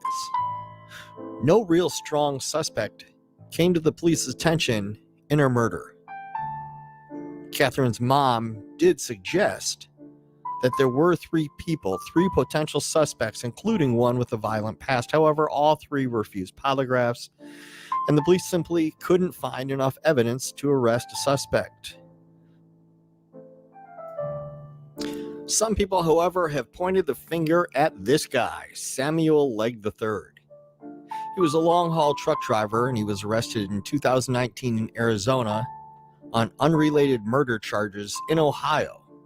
He was also considered the primary suspect in the murder of his stepdaughter, Angela Hicks, in Elyria, Ohio in 1990. He was known to travel in the area of Berlin Lake and certainly would have been familiar with the area. He was brought to trial for the murder of the 9 women and was declared mentally incompetent and remains incarcerated to this day. However, he would have been free during the time, the 1993 to 1994 period, where all these murders occurred. Next, we're going to take a look at the Sarah Ray Baim case. Sarah Ray Baim's case is unusual in the sense that she came from Pennsylvania, so that adds complexity to trying to resolve this issue. She didn't have a positive home life, and her parents were separated. Her father was living out of the house, and he would later be arrested for sexually assaulting a 12-year-old girl after Sarah's death. And it was known that he had an alcohol and gambling problem, and he passed away in Kansas in 2016. On his deathbed, he would claim to know nothing about Sarah Ray's death. However, shortly after her disappearance, her uncle would claim to find a letter under her pillow, supposedly written by Sarah, addressed to whoever cares. However, her family would not immediately release the original letter to the authorities. Initially, they just gave them a photocopy. The police considered it suspicious because it looked like it was written in multiple colored inks, and it looked like it had been pieced together. Also, there were over 5 sets of fingerprints on the letter, so clearly it was handed around and shown to many people within the Baim family. Her brother would also change his story throughout the trial. And on the screen, you can see a copy of the letter that supposedly Sarah had written. Now, her mom would later say that her bed was made, and this letter was found under the pillow of her made bed, which was unusual for Sarah at the time. And if Sarah wanted the letter found, why wasn't the letter out in plain view instead of seemingly hidden? And just like all the other cases, the police do not have enough information to charge a suspect with a crime. Additionally, when Sarah's body was found and the connection was discovered, Sarah's mother would not volunteer her DNA, would take a court order to forcibly get the DNA to prove the match that it was Sarah. Does that make any sense to anybody? You would think that a mother would be all over this. I've always wondered if this, and I'll show you something else on this specific case because I kind of followed this one. I've always felt like her family had some involvement in what happened with her, truly. Serial killer Larry Dwayne Hall has been speculated to be responsible for both of the girls' deaths. Although it should be noted, this is not an official law enforcement decision. This is more reckless speculation online, but it makes sense. He was known to travel through the area, and he would admit to killing at least 35 women and girls. He would recant this confession, and he is considered a suspect in these cases. The last guy we're going to take a look at is Robert Moore. He spent 15 years in prison for the murder of Virginia LaCorchek back in 1993. He is currently on trial for the murder of Glenna White. This is his second trial for the murder charge, and it's scheduled to resume in April of 2024.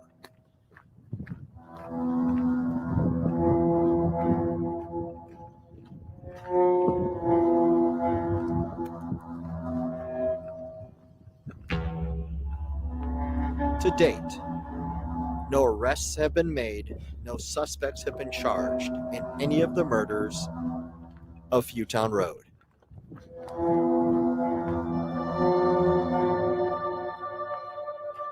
If you have any information which might lead to an arrest, no matter how small, you're encouraged to contact the Portage County Sheriff's Department or the FBI.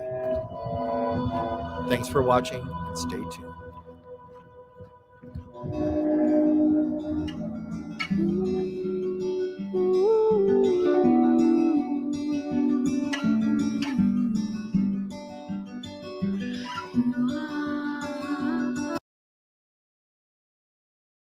So there's that part of this. I thought this was really interesting in some senses. Okay. Now, one moment.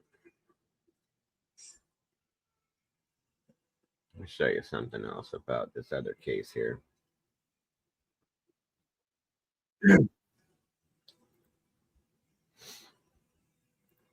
Give you guys the reality of it. Thank you, Miss Sherry, very much. To show the realism and reality of it.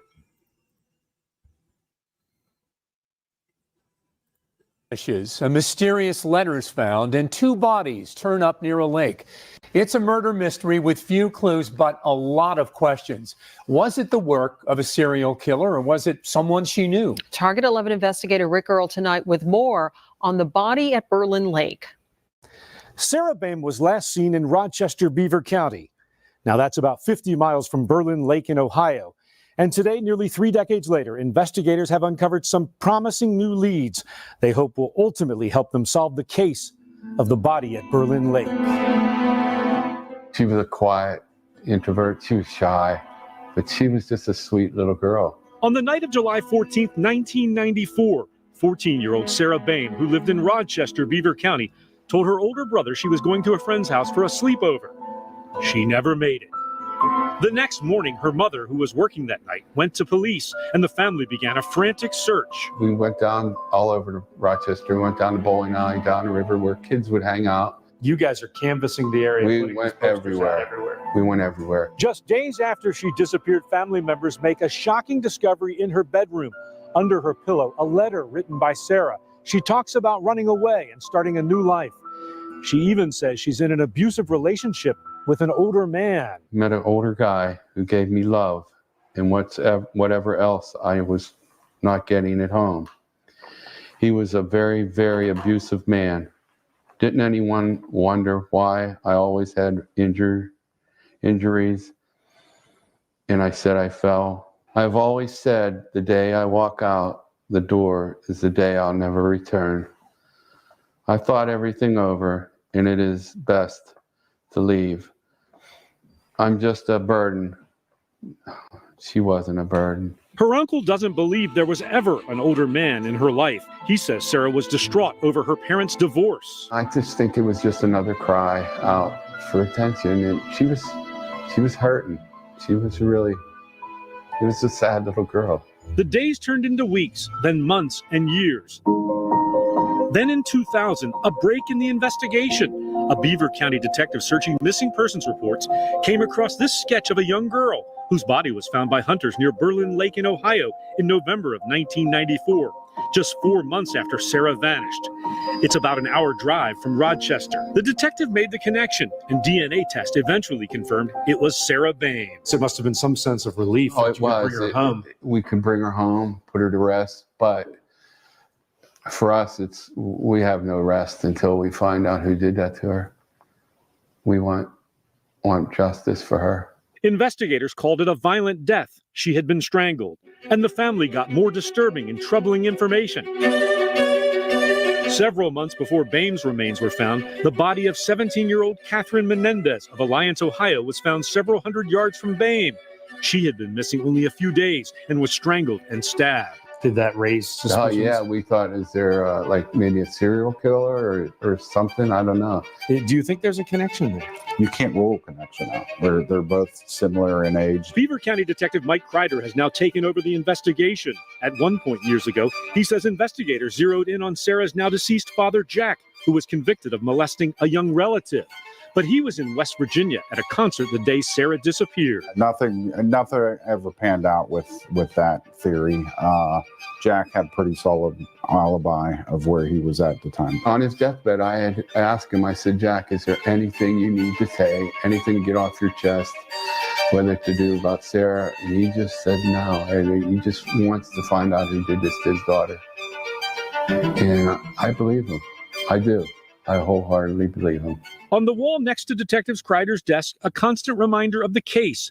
And on a nearby bookshelf, binders filled with forensic reports and interviews conducted during the past 27 years. Every spare moment we get, we go through the files. We look for people who haven't been talked to. There's been hundreds of people spoken to.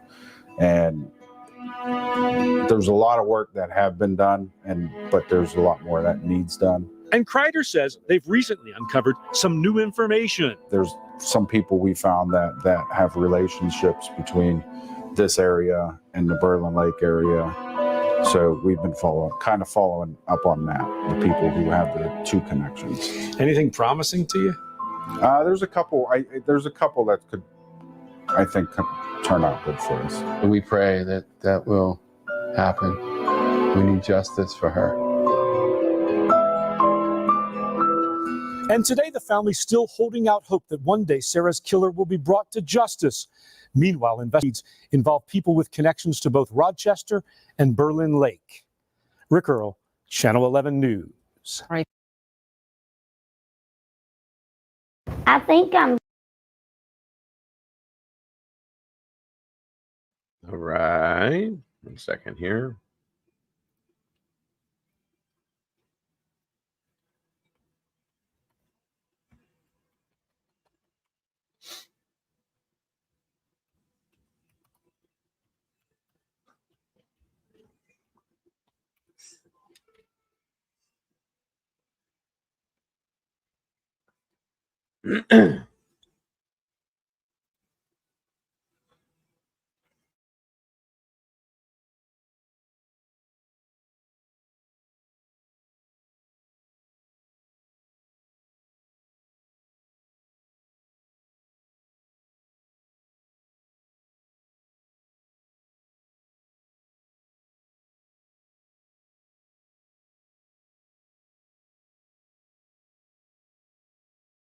Have a great night, Paula. Thanks for joining us, hon.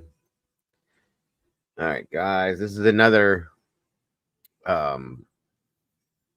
related to the Sarah Bohm scenario. It's not the best quality, but take a good look. Police want to know if this woman is this missing girl, Sarah Ray Bain, who disappeared 6 years ago. This past May, the woman showed up at the Deer Lane Grill in Rochester. Two of Sarah Ray Bain's cousins were there and say the woman told them something startling. Hi, so-and-so, don't you recognize me? I'm your cousin, Sarah. At first, they didn't recognize her. Then police say they began to believe it was her. She started to mention about the various things only Sarah would know in regards to her brother working at a certain establishment in Rochester Borough. We talked with Sarah Ray Bame's mother 2 years ago when new flyers about her missing daughter were released. She told us about the note the 14-year-old left on her bed the day she disappeared from this home. That she was running away and that she was going to Washington, D.C. or New York City, and that we would never see her again. And she wasn't seen again, at least not in any sightings that checked out until perhaps this past May. One of her cousins went to call a relative, and that's when the woman left the bar with these two men. Police want to know the identities of all three. We want to find out who the woman is, and if so, if there was an impersonation, why?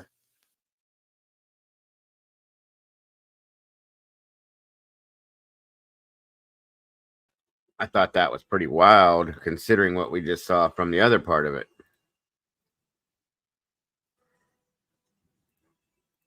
Okay, and if this girl's dead, why is somebody saying that she's her? Why is she impersonating her? Things like that, you know? I'm just like, what the hell's going on? When I looked into this, I was just like, what? I remember when this happened, but not all of this. So yesterday, we had the difficult task of informing the family of Sarah Bame that we had positively identified. now, mind you, that video we just saw was from 2000. So this is 3 years after that video came out. Okay. Again. Identified her remains. And with that, the mysterious whereabouts of the missing Rochester Township teen were now known. Gone since July of 1994, Sarah Bame apparently was the victim of murder. Cause of death by violent homicide. Sarah disappeared from her Mellon Avenue home in Rochester Township. Her body discovered by a hunter in November of '94 in Ohio. Now, initial autopsy reports labeled the remains that of a 20-year-old girl. However, in 2003, an FBI DNA test cleared up the age as well as the identity. That age was off from our bulletin, which of course was 14. So any delay that may have occurred or lack of connection had a lot to do with those circumstances. I was very shocked. That was the reaction of many who knew the young woman. Everybody kept thinking she was still alive. You know, they said they seen her over here in Deer Lane Grill and stuff like that, you know. Family friend Shirley Bible. Now, something I want to point out. Okay, she was found in those woods, Avery, that I was showing you guys a little bit ago. Murder Road, they called it. Okay, here's something I need to point out about this Deerfield, Ohio. It's not on the map. It's not a very well-known place. It's like a tiny, tiny little piece of nothing. It's all rural. I can never say it right. Rural, and country area, wooded, nothing but. Deerfield is just up on the map, okay? And it's known for nothing. So to come from Rochester, Pennsylvania to Deerfield, there's got to be some kind of a link somewhere. It is a township, yes. Deerfield, Ohio is in a township, JC.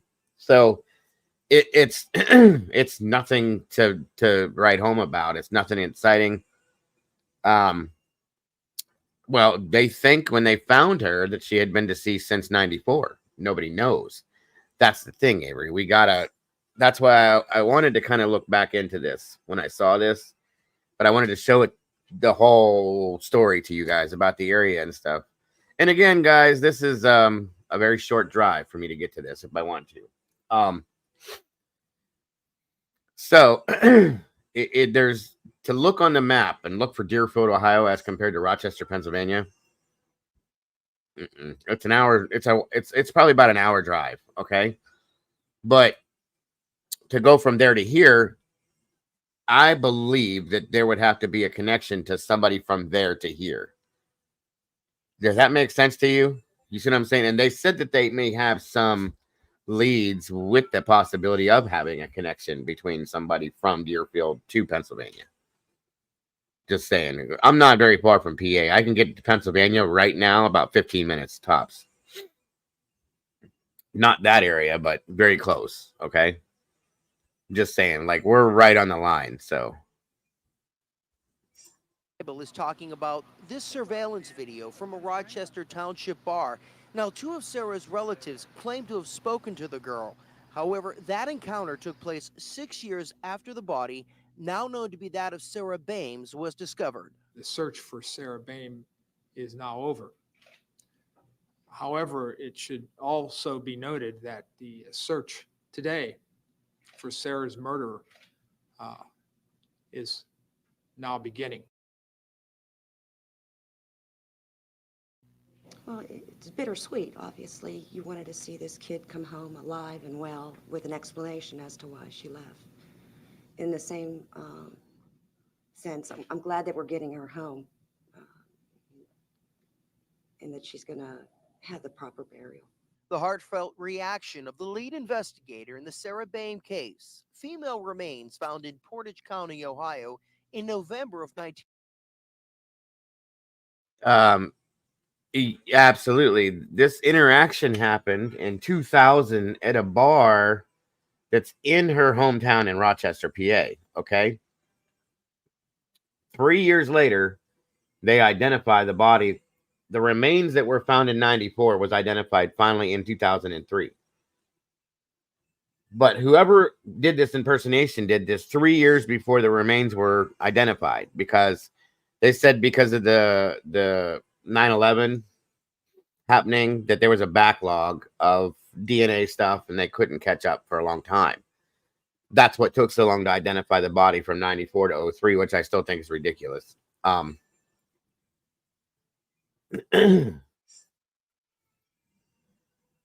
And I have my own questions about this. Okay. Agreed, Barbara. Agreed. I know that you know what this feels like too. That's why I got really interested in this. I got interested in this case a long time ago, but kind of forgot about it, to be honest with you guys. And there's some strange things that are going on within this. Like, why is a girl walks into a bar. This sounds like a joke, guys. A girl walks into a bar with two other guys. These are adults. They just showed it on surveillance video. Walks over to relatives of Sarah's and says, hey, what's up? Don't you remember me? I'm Sarah. And they were all kind of like, huh? Where the hell have you been? Blah, blah, blah. And one of the relatives went to go call, I think it was her mother. And she leaves the bar with these two guys, and they were never saw again. Now, what? Exactly, Maggie. Welcome, hon. So this is what I'm telling you guys.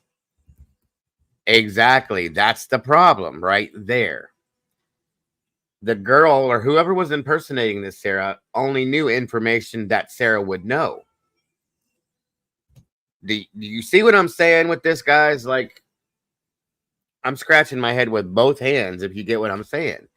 This is why I wanted to bring this to you. I wanted to show you that whole story, but this one in particular was one that really grabbed my attention years ago. And again, it's something I forgot about. And I was looking through stuff this morning. I'm like, oh, shit. This would be great for one of the late shows, you know? Exactly, Marietta. Exactly. That's why I wanted to look into this. 1994 were recently positively identified as that of the Rochester Township teen. Sarah, 14, disappeared from her Mellon Avenue home in July of 1990 as that of the Rochester Township. I'm going to play this part back because I want you guys to hear this clearly. So, this is the area she was from, where she was found. This is where she was from. It's not that far. Like I said, it's an hour. 1994 were recently positive. Sorry. Okay, here we go. Listen close to this part. In November of 1994 were recently positively identified as that of the Rochester Township teen. Sarah, 14, disappeared from her Mellon Avenue home in July of 1994. FBI DNA test proved the ID, and an autopsy pointed to murder. I can imagine what her parents feel like. So that being said, if she was 14 in 1994, okay, Sherry, no problem, hon. Oh, thank you so very much, Walt. God bless, brother. You didn't need to do that, but thank you. I appreciate you more than you know. So if she was 14 in 94, they get right. Beaver County is not far at all. I think Walt knows Beaver County pretty well too. They see this sighting of somebody that claims to be her in 2000. Okay, so let's see. She'd have been 20 years old at that point if she was alive. But they find remains in 94, the same year she goes missing, that were not identified till 03. This is, and again, the girl in the bar made statements that only Sarah would have known. Exactly, Avery. Exactly. Do you see why I'm transfixed on this, you guys? 9 years now, they find out their daughter been dead for that long. Who would have taken her and who would have done it? I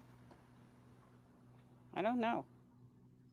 Everybody kept thinking she was still alive. There were many moments of hope, claims that. Here's the video right here. Tomorrow, Maggie. It's tomorrow. It is very weird, JC. Very weird. Many saw the girl. Police began to call them Sarah sightings. This video, an example, it came from a Rochester Township bar where two girls say they spoke to Sarah Bain. That alleged meeting, however, took place 6 years after the body, now known to be that of Sarah's, was found by a hunter. We can announce today that the search for Sarah is over, but the investigation into the identity of her. East Palestine. It's probably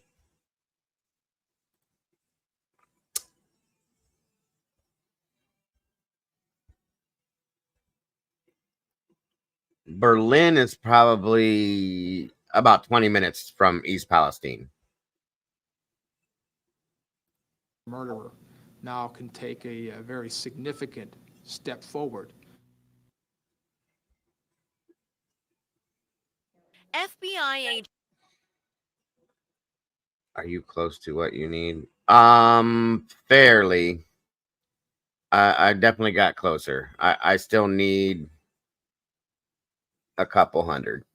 But yeah, I'm very close to it now. A lot closer than I was when I started this week.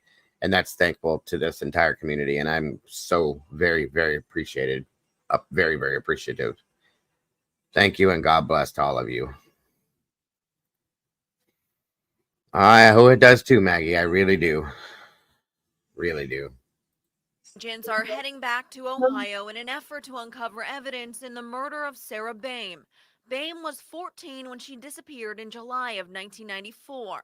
She was last seen leaving her home in Rochester, Beaver County late at night.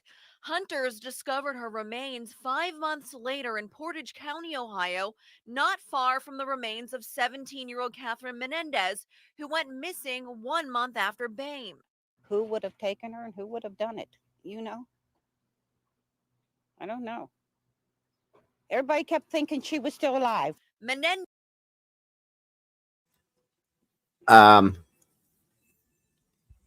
Who's in here? Doodle, Sherry, or Doodle, or one of you? Can you post the actual Cash App?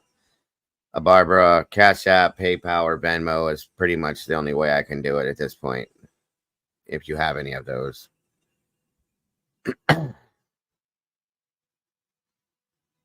Again, guys, thank you very much. Menendez had been strangled. The FBI says they have no evidence linking the two murders, but they're heading back to the scene next Friday, this time with a trained evidence response team, in hopes they'll find new evidence that'll crack the case. Officials with the FBI say the cases are too much alike to be coincidental. Both girls found in the same forest, unclothed. Authorities say they're not giving up until the case is closed. A total of 50 to 60 investigators, including FBI agents from Pittsburgh and Cleveland, searched the woods in Portage County, Ohio today, hoping new tech.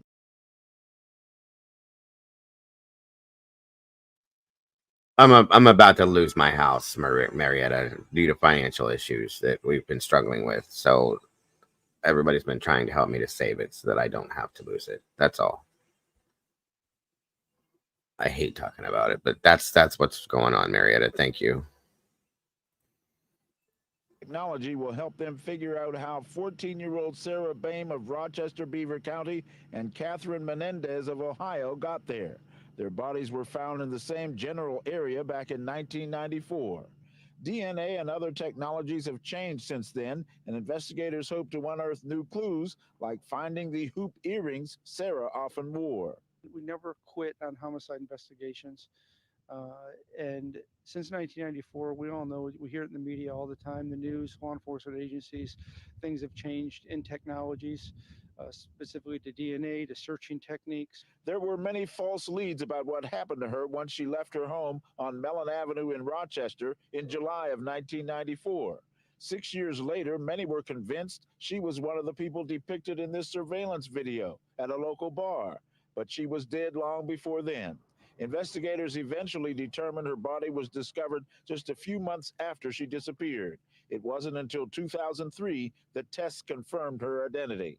The Beaver County Times online cold case series highlighted evidence found over the years, like the letter they found in her hand implying she'd been in an abusive relationship.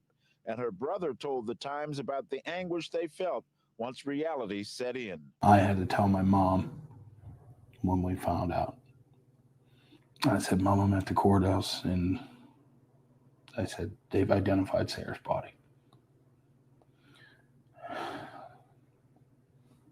The phone went silent, and then I heard Mom draw in a deep breath.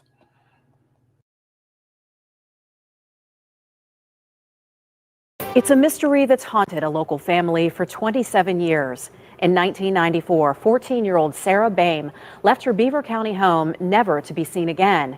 New at 6:30, KDK investigator Andy Sheehan retraces the twists and turns of Sarah's mysterious disappearance. And he uncovers new revelations that could finally solve the case.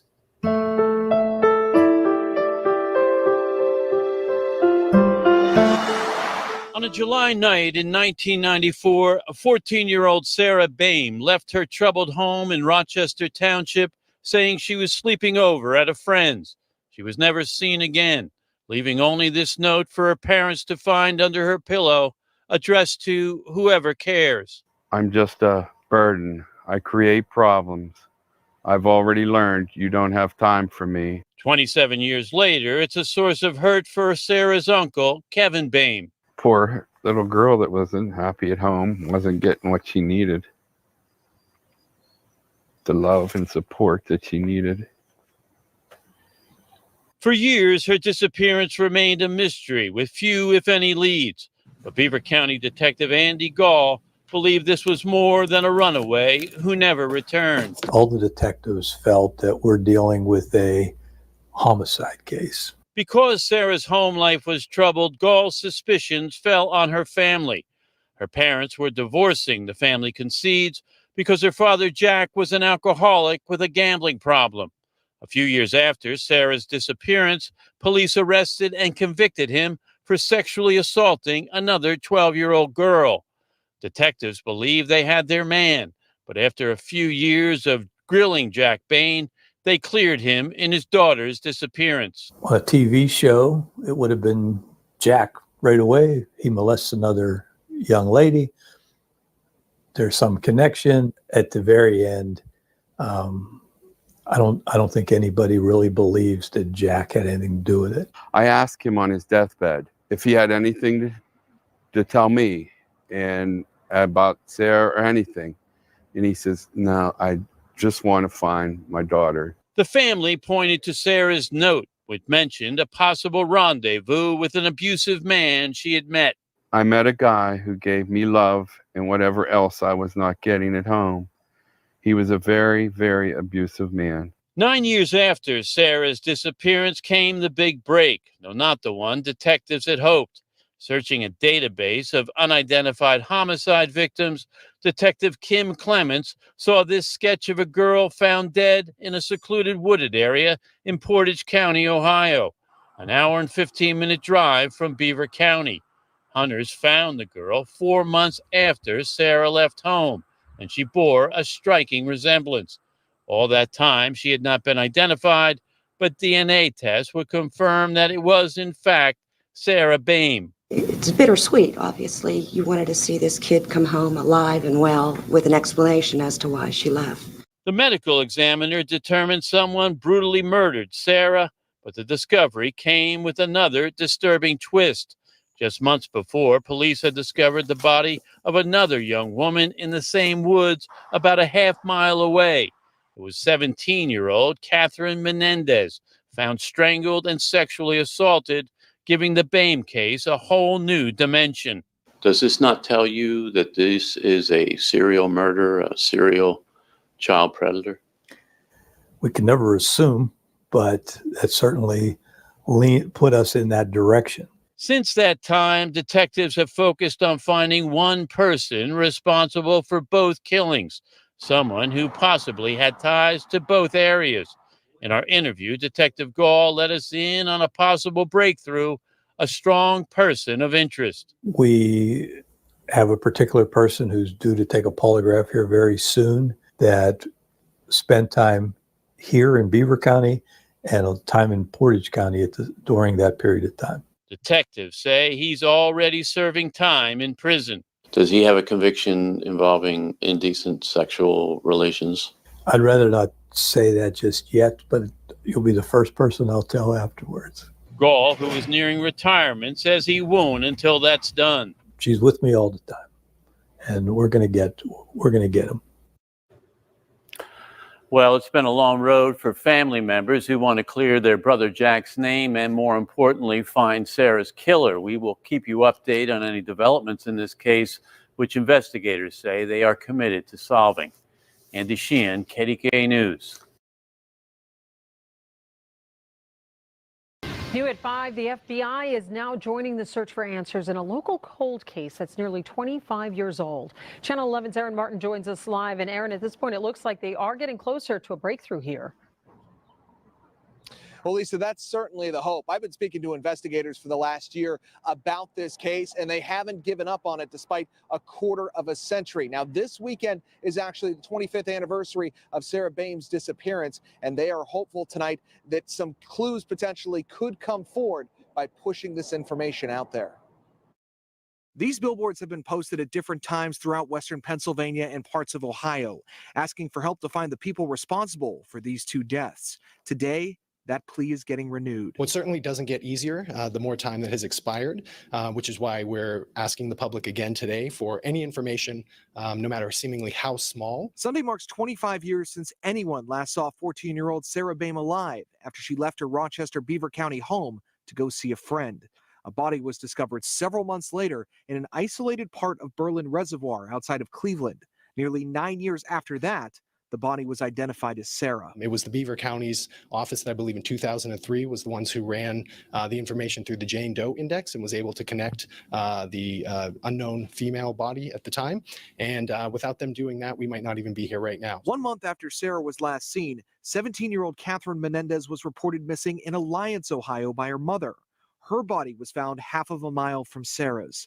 While the cases have not been directly connected, FBI Acting Special Agent in Charge Michael Shanahan says they're being treated as parallel investigations. Working cases like this is like putting together a large puzzle, and we're looking for that one piece that could help us connect the investigation and hopefully bring some justice for Sarah and resolution to the community. And despite the amount of time that has passed in this case, investigators at the FBI assure me they're actually a team working on trying to find an answer in the disappearance of Sarah Boehm. Now, they're allowing anybody to not only contact FBI investigators, but also do so anonymously. If you have any information, we put that information and the number you can contact on our website, WPXI.com. Reporting live tonight, Aaron Martin, Channel 11 News.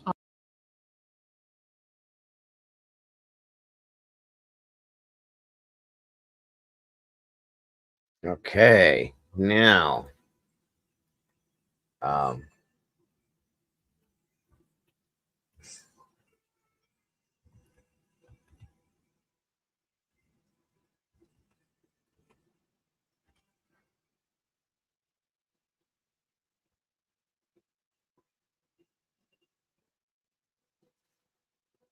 all right, guys, this is the other side of this case where that they have ran it together to coincide, and this is the Catherine Menendez case, you guys. So right now, agents are digging up a wooded area in Portage County, hoping to find new evidence in the park where 2 teenagers were found dead more than 2 decades ago. It is an area they've searched before, but now the FBI hopes new technology will make a difference and reveal something new. Our Derek Waller has been out at that dig all day and is live on 5 at the Berlin Lake Wild. Well, this broadcast was from 8 years ago. Wildlife area near Atwater. Derek, what prompted today's search? Well, the FBI would not say exactly why they were out here today, only that this case is still open. But after 21 years, they still have not arrested anyone. They haven't found any murder weapons.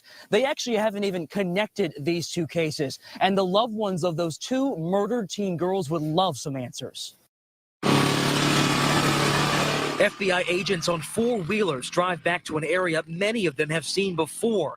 Investigators first searched these woods back in 1994 when they found the bodies of 17-year-old Catherine Menendez and 14-year-old Sarah Ray Bame. Menendez from Stark County, Bame from a rural Pennsylvania town. 21 years later, advancements in technology that the FBI would not disclose prompted a new search. Anything and everything we search for, looking for anything that could have been used as a murder weapon, anything that could have been used or left behind by the persons who perpetrated this crime. This entrance is as far back as the FBI is allowing us to go. They tell us they have more than a dozen people back there, about a half a mile, searching a muddy, hilly terrain. The efforts also send a message to those girls' families. Investigators have not given up. We just called her Kathy. Kathy's mom, Janet Menendez, told us Monday news of a new search was encouraging, but nothing will ever close old wounds. Kathy, they can find who murdered her, and it's not going to change anything for me because my life's not going to change. Kathy's not going to come back. It's just be that those people will be off the street and they won't hurt anybody again, but at least that part will be over. And that search is now wrapped up for today. Investigators could come out another day and search a little more. The FBI will not tell us exactly what they found today, if anything, but anything that they did collect here will have to go to a crime lab for analysis. Live in Portage County, I'm Derek Waller, News Channel 5. News. Okay, hold on 1 second here. Miss Barbara, I don't think so. Where did you send it through, Miss Barbara?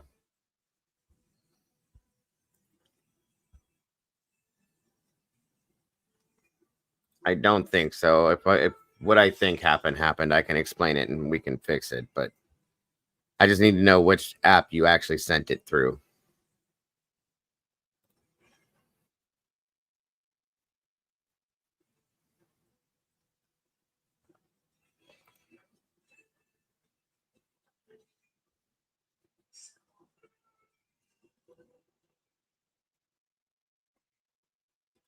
Okay, this is another piece of hold on, because I didn't get anything, at least not yet. 1 second, Barbara. I'm sorry. I feel so bad that you guys are doing this. Let me see, it may not have come through yet.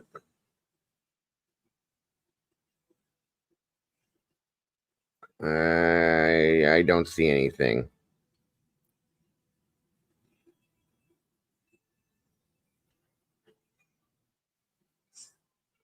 I'm looking right now. I don't see anything on Cash App at all.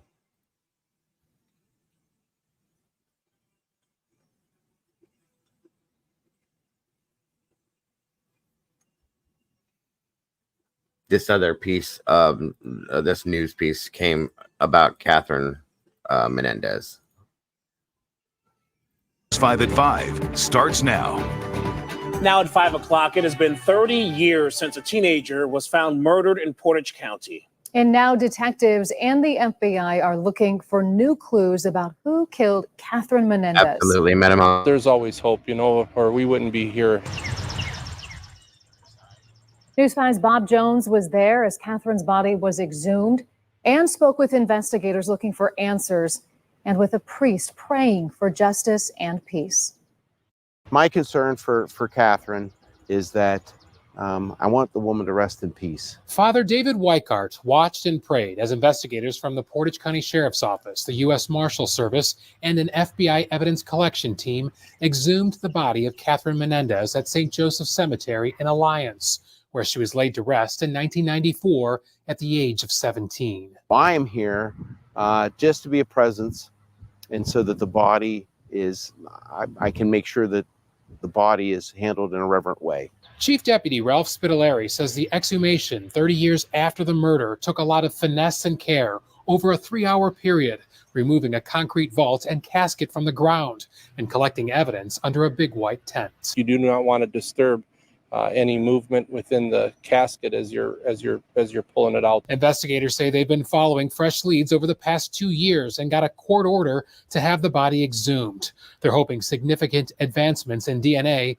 will lead to new clues and the killer. We collected evidence that would have been potentially on the hands. Catherine disappeared in 1994. Her body was found days later by the Berlin Reservoir on an oil access road in Portage County. She had been strangled and stabbed, and she was left unclothed. Her mother, Janet Menendez, who passed away earlier this year, spoke about her anguish in 2015 when investigators were re-examining the crime scene. Kathy, they can find who murdered her, and it's not going to change anything for me because my life's not going to change. Kathy's not going to come back. Also in 1994, the body of 14-year-old Sarah Ray Boehm from Pennsylvania was found about a half mile from where Catherine's body was discovered.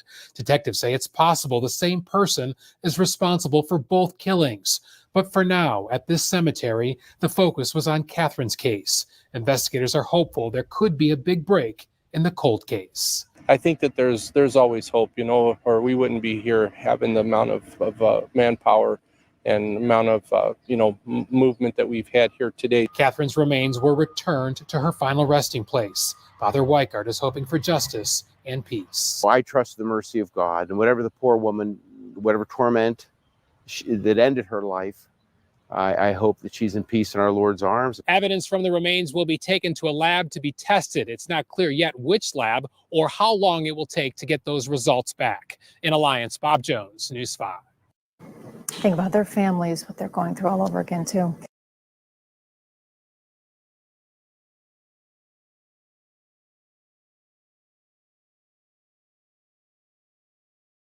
Today, a local family demanded answers. Okay. So this was a month ago as far as the Menendez case goes. That was from a month ago. Okay. Yes, you guys are absolutely amazing. I see what happened.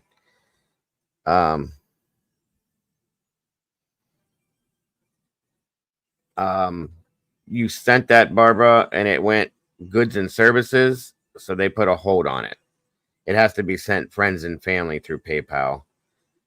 So here's what I'm gonna do this. Hold on a second.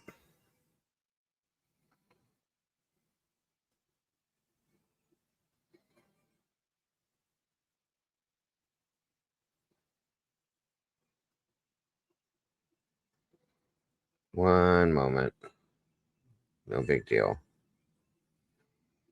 That's what's pain about PayPal.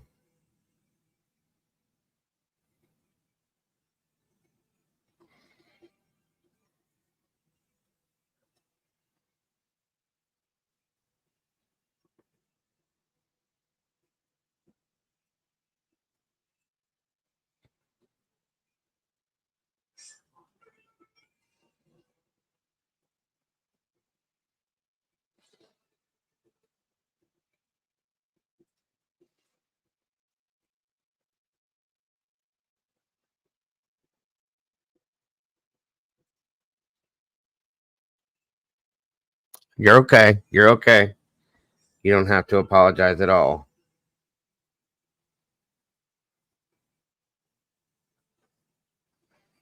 I sent it back. It's refunded to you. Well,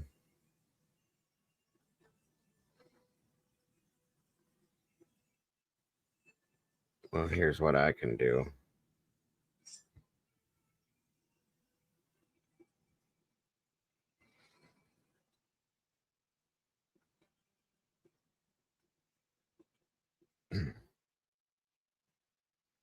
Okay, I just sent a request to you, Miss Barbara, for what you wanted to do. You just have to accept it. And when it says to send it, it'll drop down and it'll say send goods and services or send friends and family. You just pick friends and family and it goes through right away. That's all you have to do. It's not your fault. I did it too. So let me know when it comes back to you, and then I can tell you how to send it back. If you still want to, that's fine.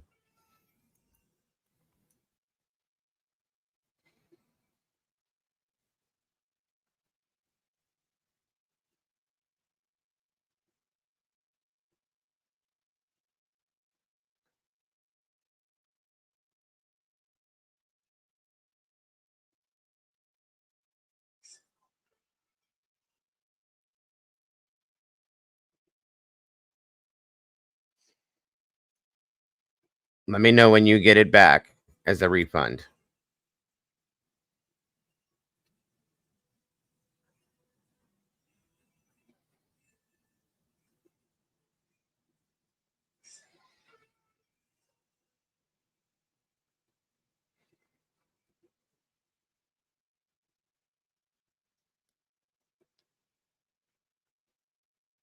I feel so bad about this.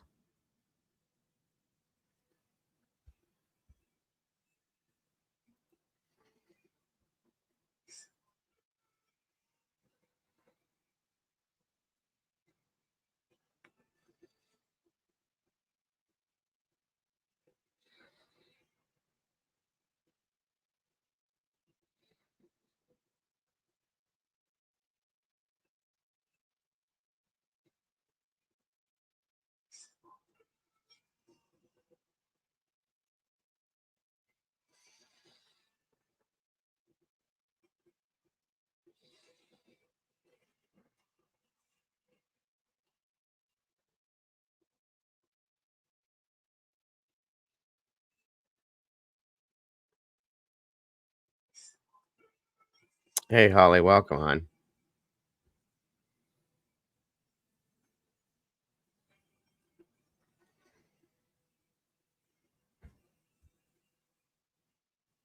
Okay, now you sent it twice, Barbara. You sent $50 twice. I sent them both back to you.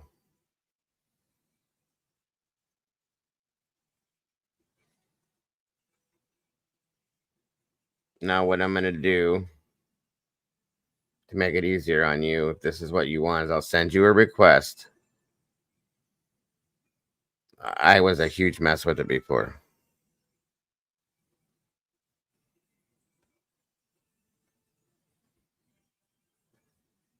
When I first started using it, I didn't know what I was doing either.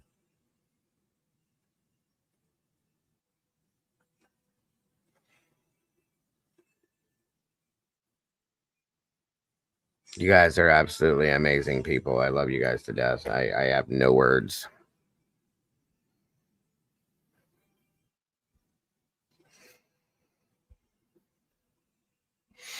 So these cases are crazy, guys. They're going to be cases I'm going to follow up with for sure, because there's absolutely, until they come up with an answer, because I really would like to know what happened to both these girls. Okay, so then you're going to say pay. It'll ask you to pay, and you pay it, Barbara, and then it'll drop down and it'll say goods and services, or underneath it, it'll say friends and family. You push friends and family and send it that way, because it'll go through immediately then. Excuse me.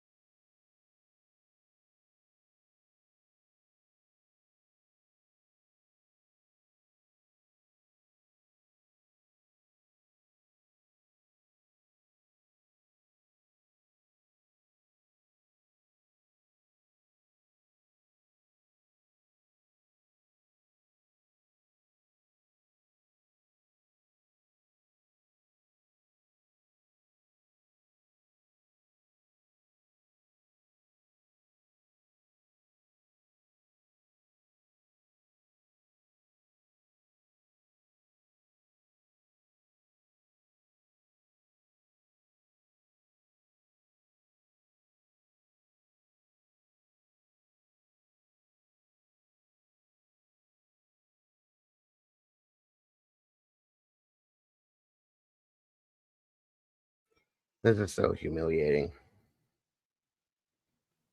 But I promise you, I'm beyond grateful, you guys.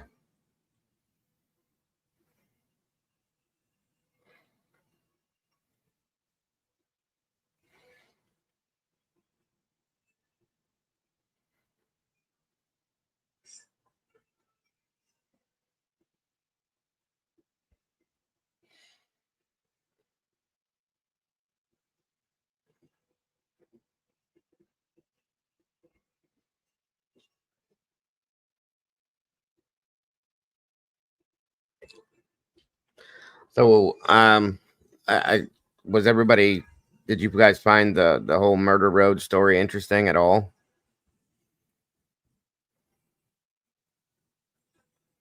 I hope. I hope I didn't bore you guys tonight. I just thought I would do something a little bit different, considering it was a late show. I love brioche bread.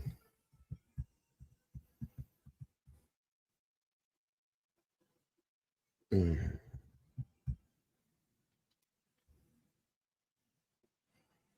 It is. I'm really curious about Sarah Bames' story, how that all happened. I want to know who this person was that was impersonating her, why, and how she knew what she knew about her. That's what I want to know.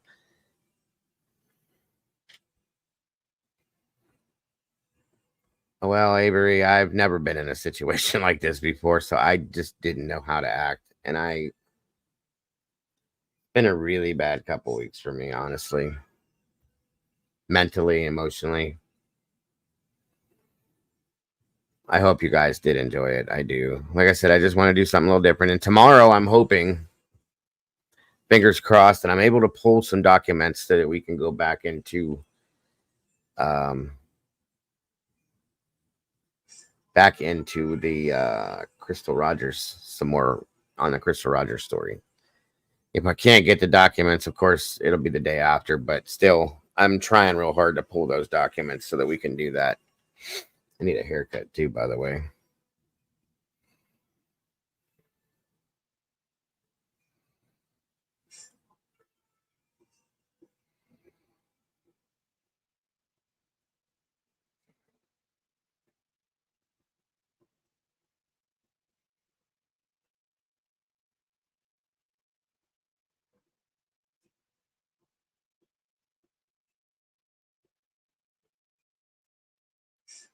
Oh, I know, JC. I remember your story. That's crazy. Yeah, I'm sorry to hear that, Avery. That's horrible.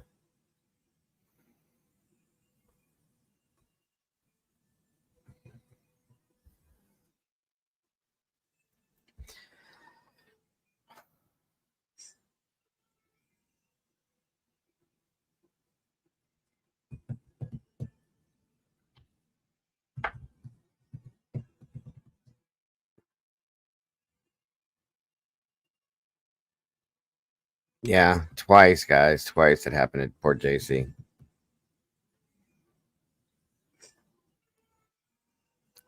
Yeah, you're gonna have to get something. No, mom, Metamom, I'm just a little stressed out. That's all, and I'm tense everywhere. That's all.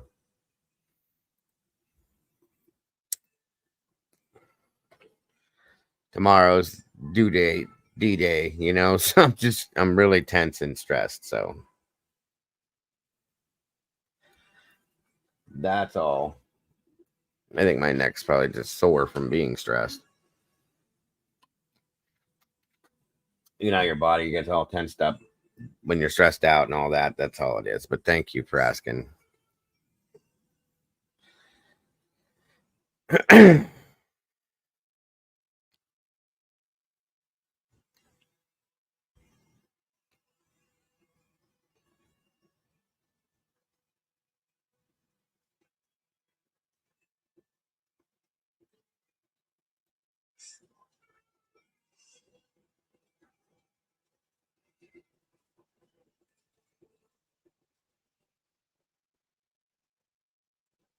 It's weird. The camera does do that one. It's pretty neat.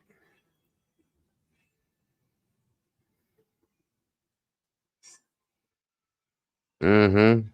I'm just stress. That's all.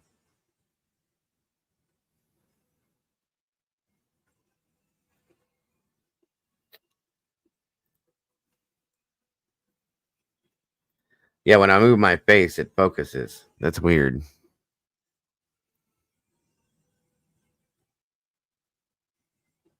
Mm-hmm. It's pretty wild.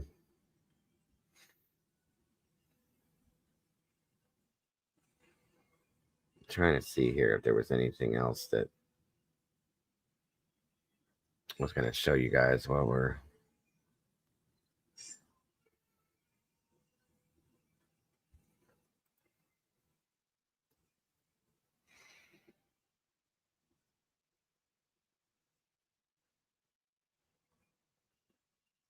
Oh, yeah.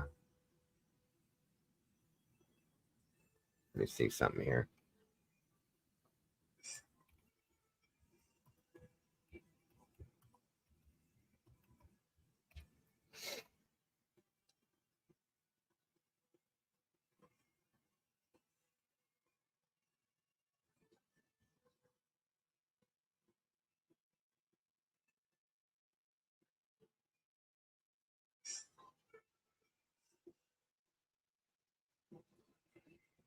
Mm,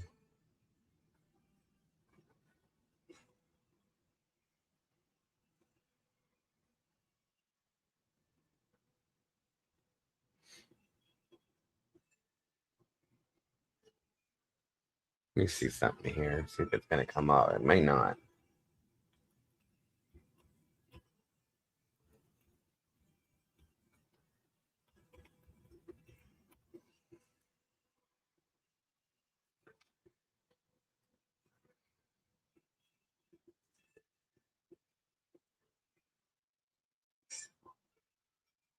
Uh,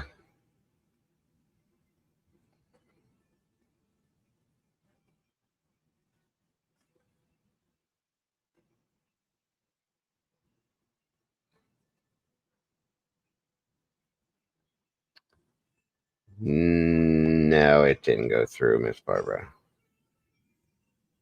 Hang on a minute here. One moment.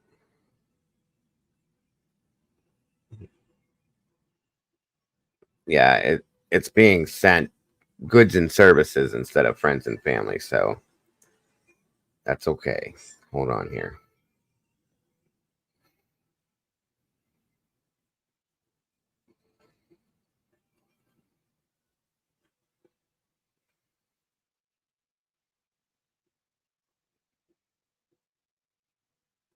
The Venmo is a lot easier than most, I think, in my opinion.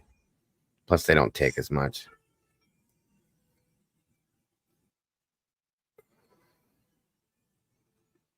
I sent it back, Miss Barbara.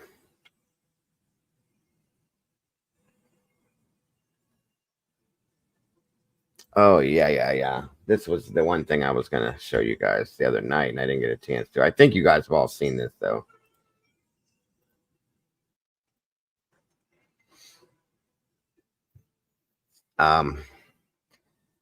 What happens is, like, if I were to send you the request, Barbara, you'll accept the request, and it'll say pay. When you hit pay, it'll drop down, and it'll say pay with goods and services. Underneath that, it says friends and family. You click friends and family, and then it goes through that way, and it goes through immediately. Otherwise, it holds it for a couple weeks or something like that. So, all right. I was going to show you guys this the other night, and I didn't get a chance to.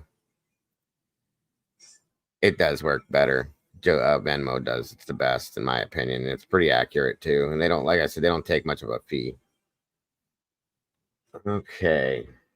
Like I said, I know you guys probably saw this already. This is over in Southport, overseas. So, Looking at the number of ambulances that are being sent there, we can also see a fire engine in that other image as well. It would be unusual to send quite so many ambulances if it was just one person. No, Barbara, you don't apologize. if you're not used to this, I was the same way when I first started using it. You have no reason to apologize. I am absolutely beyond grateful to you. But once you get used to it, you'll be able to use it. But that's a lot of salespeople use this to sell different things to each other. And like, say for instance, somebody sells like a collectible to somebody. The goods and services part of it is used to hold the money until you receive what you bought, and then it releases it to them. That way you don't get like ripped off. That's why they set it up that way. It can be a pain in the butt sometimes, but besides that, it's a good thing. Oh, wow.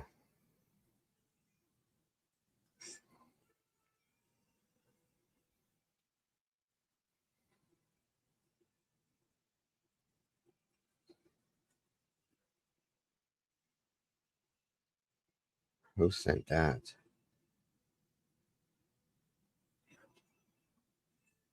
Thank you so much, Avery. God bless. God bless you. Absolutely. Thank you. Thank you so very much.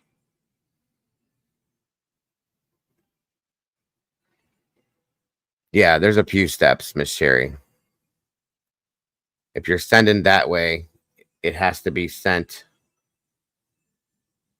There's two different ways you can send goods and services or friends and family. If you send friends and family, it goes right through. Goods and services makes you hold and wait on it. That's why I keep saying send it friends and family when it offers that.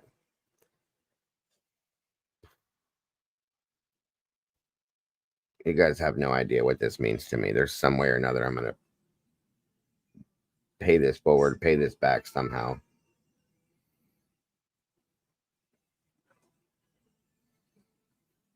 My wife, my whole family.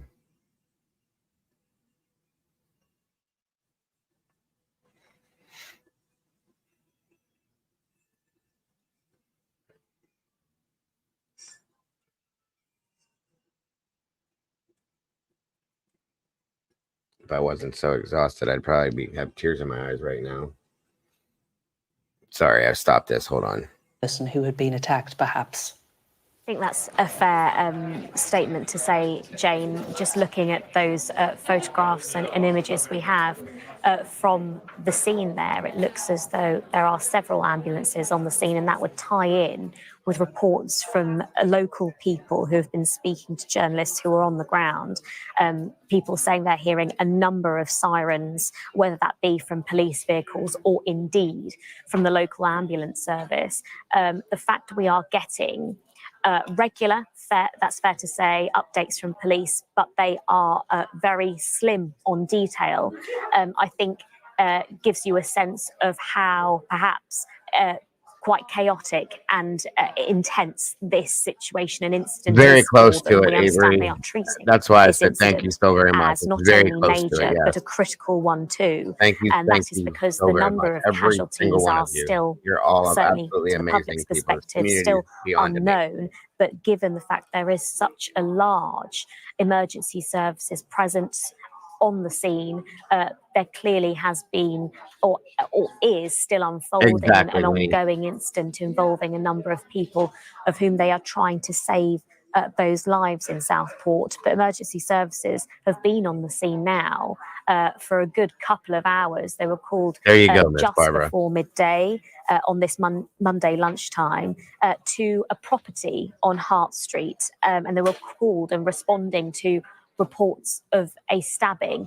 But as you can tell from those pictures, as we're seeing on our screens now, clearly that is a presence that is growing hour by hour. And Ashna, Northwest Ambulance Service have also put out a short statement on social media as well. They have confirmed, they say, we're attending a major incident on Hart Street, Southport, following reports of multiple stabbings in which we have dispatched multiple resources. We're assessing the situation and working with emergency partners. Please follow our channels and Mersey Police for further updates. And we can see the dispatching of those multiple resources from the number of ambulances that we've seen down there. So Northwest Ambulance Service confirming that they are there as well. You're, And Ashna, as you were you're saying, so clearly wonderful, Ms. this is Barber. God creating bless you a so very certain much. amount of anxiety locally. Absolutely A lot does. on social media, people sharing images You have of no it idea what and this just means trying to to me. establish what has happened and try and get as close as they can to the scene. Yeah, and a lot of people are being urged to, in fact, everyone is being urged to avoid the scene, avoid going down to Hart Street. Of course, there are lots of houses on that area, lots of local businesses. There will have been people out and about, perhaps having a coffee, going out for a meal, going out for lunch. It is the school holidays, and messages are starting to circulate around local WhatsApp groups. Lots of people taking their own initiatives, I guess, and kind of taking from the police's statement and adding to it. They are saying within those WhatsApp groups, lock your windows, lock your doors. Some people taking matters into their own hands, despite the fact that there has been said to be no wider threat to the public, and the police are simply asking the public to just avoid the area whilst they deal with this incident. And I think we can fairly say that it appears to be isolated, but how big this incident is, we simply don't know at this stage. Among some of the messages that are being shared within WhatsApp groups are some from local people who are saying, we are all absolutely terrified, panicking, sick with worry. Everyone is trying to reach anyone they know in the area. I don't know how this can happen on a Monday lunchtime. One woman has said on social media, she lives locally, she's been running down the street telling her neighbours to lock their doors and windows, and that one of her neighbours had barricaded herself and her kids in their bedroom. But as Merseyside police have been stressing, there is no wider threat to the public, but we do know from the ambulance statement in the last few moments that a number of resources from their side have been deployed to try and save these lives. You're watching Sky News. If you're just joining us, let's just bring you the latest that we are hearing. There's been a serious incident. Something has happened in Southport on Hart Street a little bit earlier this morning. We have a full statement from Merseyside Police. They are saying that we can confirm that emergency services are in Southport following a major incident this morning on Monday, the 29th of July. At around 11:50 a.m, we were called to a property on Hart Street to reports of a stabbing. There are a number of reported casualties, and more details will be confirmed when possible. Armed police have 11 detained a children male were attacked at and this. seized 12, a I think. knife. 12 children. He has been It's insane to taken me. to a police station. Please avoid this area while we deal with this incident. There is no wider threat to the public. We've also had a statement from the Northwest Ambulance Service. You can see its ambulances there in these images. They say that its paramedics were responding to reports of multiple stabbings in Southport. They say we're attending a major incident on Hart Street, Southport, following reports of multiple stabbings in which we have dispatched multiple resources. We're assessing the situation and working with emergency partners. And please follow our channels and Mersey Police for further updates. This only happened less than 2 hours ago, so we are still waiting to get any further update from the ambulance service or the police. But our correspondent Ashna Hurinag is following this story and is in the newsroom for us. And Ashna, clearly the scale of the response, we know that there are a number of reported casualties. When we look at the scale of the response, the number of ambulances that have been sent down there, it is clearly very serious.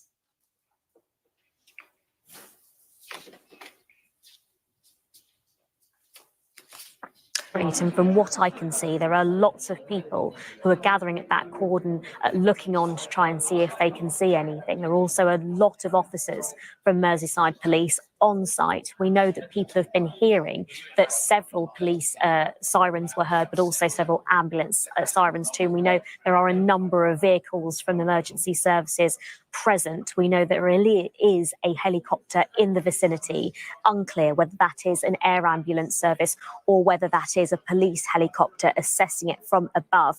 But you can see, if there is a shot that I'm currently looking at, Hart Street, you can see the cordon directly in front of it, two officers standing in front, and a sea of vehicles beyond either side, filling the street. And either side you can see residential houses, and it's a tree-lined street. And there looks to be a number of officers in this melee of vehicles. I can see just on this particular photograph that I'm describing to viewers and describing to you, there are at least 5 ambulances, and at least in this photograph, 4 police vehicles. We know there are many, many more that have been on site. The Northwest Ambulance Service, as I say, have been attending what they call a major incident. That is the same wording that we are hearing from Merseyside Police. We understand that officers there are also treating this as a critical incident, given the scale of resources that we are seeing being deployed to this specific area.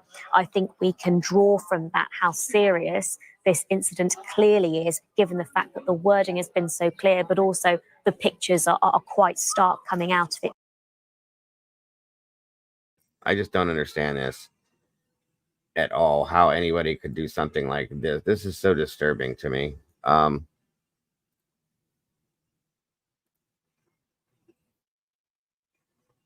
All right, here's another. 1 second, guys.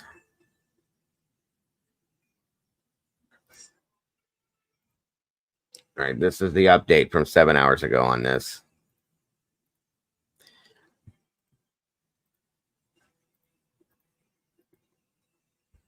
Okay. And welcome back here to Live Now from Fox. I'm Andrew Kraft. Thanks for being with us here. Just a devastating series of events there in the United Kingdom today, this deadly stabbing rampage. I want to show you some of this video from the scene there, and I want to outline for you what we know about this story. Bloodied children ran screaming from a dance and yoga class like a scene from a horror movie to escape a teenager's savage knife attack that killed 2 children and wounded 11 other people today in northwest England. That's according to both police and witnesses. A 17-year-old boy was arrested on suspicion of murder and attempted murder in the stabbing in Southport.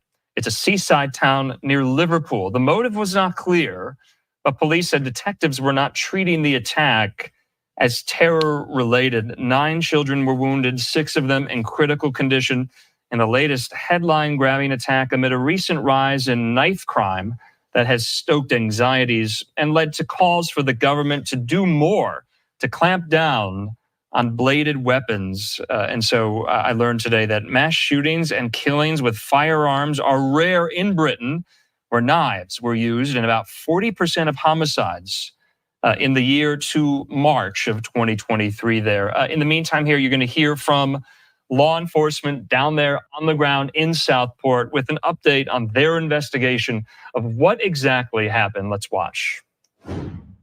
This morning's knife attack. 9 other children have been injured, and 6 of them are in a critical condition. All those injured have suffered stab wounds sustained during the attack, and 2 adults are also in a critical condition after being injured during the incident. A 17-year-old male from Banks in Lancashire, who is originally from Cardiff, has been arrested on suspicion of murder and attempted murder, and is being taken to a police station where he will be interviewed by detectives. My officers were called to reports of a stabbing at 11:47 this morning and at a address in Southport. When they arrived, they were shocked to find that multiple people, many of whom were children, had been subjected to a ferocious attack and had suffered serious injuries.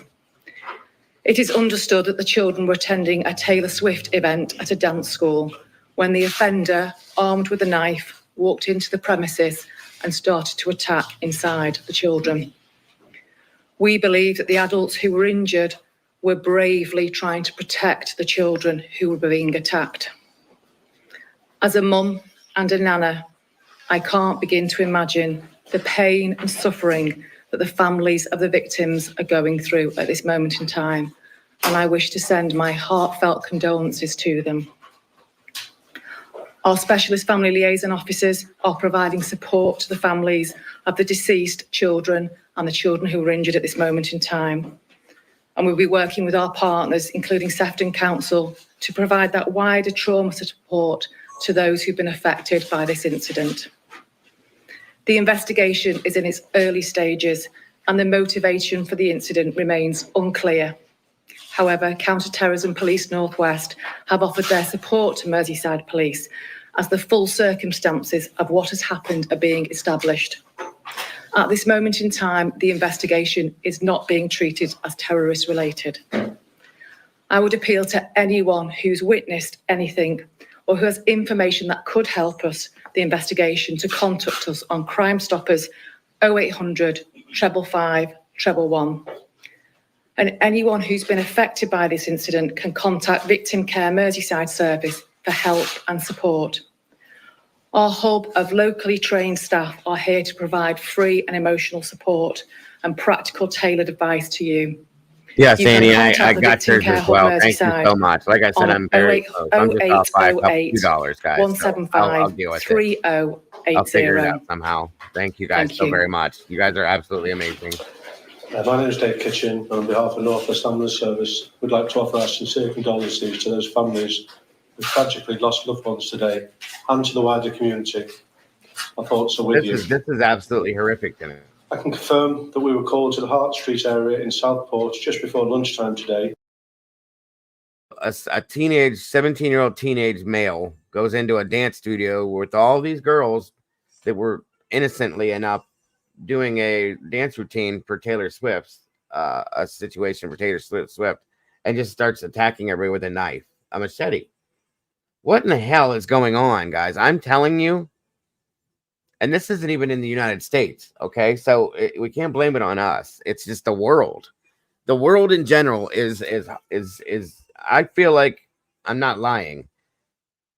Like end of times type stuff, okay? I don't mean to say anything crazy or sound crazy, but you guys, what else is there? Honest to God, what else makes any of this make any sense? Truly.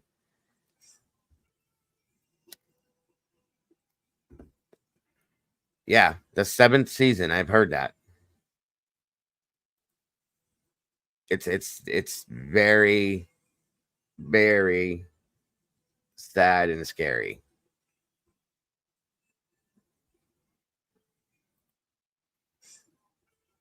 I'm sure, Tammy. I'm absolutely positive. I can't imagine. This took me back when I saw this. I'm not gonna lie to you guys. I had a very bad reaction when Sandy Hook happened. A very bad reaction for like 2 weeks straight. I went into a very bad depression. I was literally watching the news and crying like a child. It hit me hard. Okay, Sandy Hook did. This had almost the same reaction to me. I think if I wouldn't have been as stressed out as I have been and like mentally exhausted, this would have hit me a lot harder than it did. Truly. I mean, I hate to bring stuff like that in and say that kind of stuff, guys, but that's how I feel. I do. You know, not everybody has a religious background. Not everybody reads into that stuff, but something's going on because there's just something's not right. If it can be fixed, it needs to be now. It may not be possible, but if it could be, it needs to be now. People need to open their eyes and see what's going on around everybody and stop what it is. Just end of story. Stop it. It needs to be stopped. I'm sorry. I'm scared for my children and my grandchildren in a bad way. Mostly my grandchildren. Truly. I really am.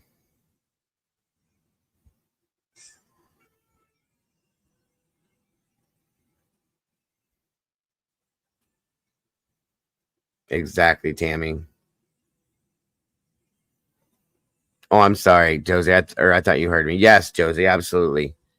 I'm just off by just a few dollars now. You know, not a whole lot. I'll figure something out, and I don't. You guys have done more and been more than amazing, and I am forever in debt to you guys. This was one of the most trying situations I've ever been in my life. I've never had to deal with something like this, and I just didn't know what to do. And I don't even know what to say, you guys. I'm so emotionally like drained over this. It's I can't even be super happy right now because I'm just, you know what I mean? Plus it's 3:30 in the morning. So I agree, Melissa. There's been so many different things that have been natural disasters. Forest fires. To an incident of reported multiple stabbings.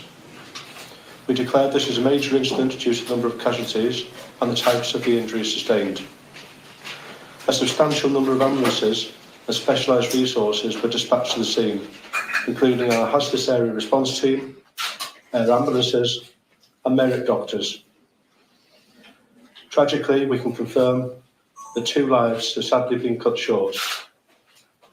We treated 11 casualties on scene, who were conveyed by emergency ambulance and helimed to Alder Hey Hospital, Royal Manchester Children's Hospital, along with Aintree University, Southport Formby and Ormskirk General Hospitals. I'd like to thank our staff who worked incredibly hard, caring for the victims in what was a devastating scene. I'd also like to thank our Blue Light and emergency colleagues from the NHS, the wider NHS, for all their support during this incident. And again, we'd like to express our deepest sympathies to the loved ones of those affected.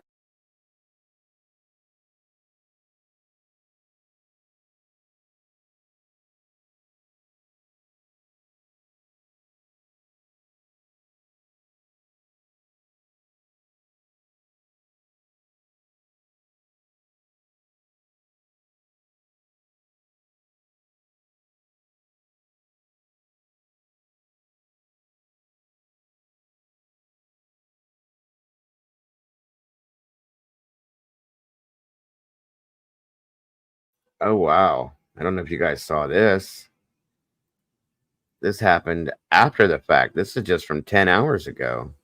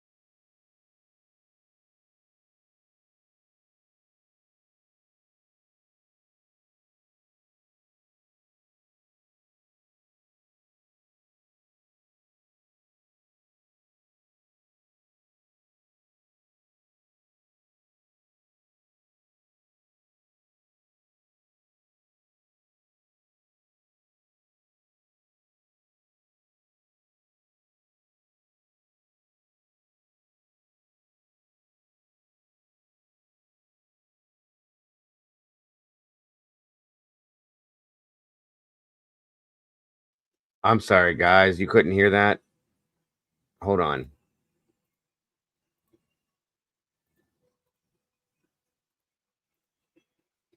So they're saying that there was like a riot that erupted when the prime minister showed up to put flowers there. Hold on. Are still in a critical condition, alongside 2 brave adults who were injured trying to protect the youngsters. This is better. And today, the Prime Minister, Sir Keir Starmer, was heckled in the streets as he laid flowers at the scene in Southport. Time for change, Starmer. Come on, needed. How many more children? Is it mine next? Got your photos, off you go. Make a real change, Prime Minister. Get Make a real change! Go away! I just found out my friend's 9-year-old daughter was killed. Not wanted! You could hear angry locals saying, "Is that it?" in regard to the Prime Minister briefly laying flowers at the scene. Is there sound now?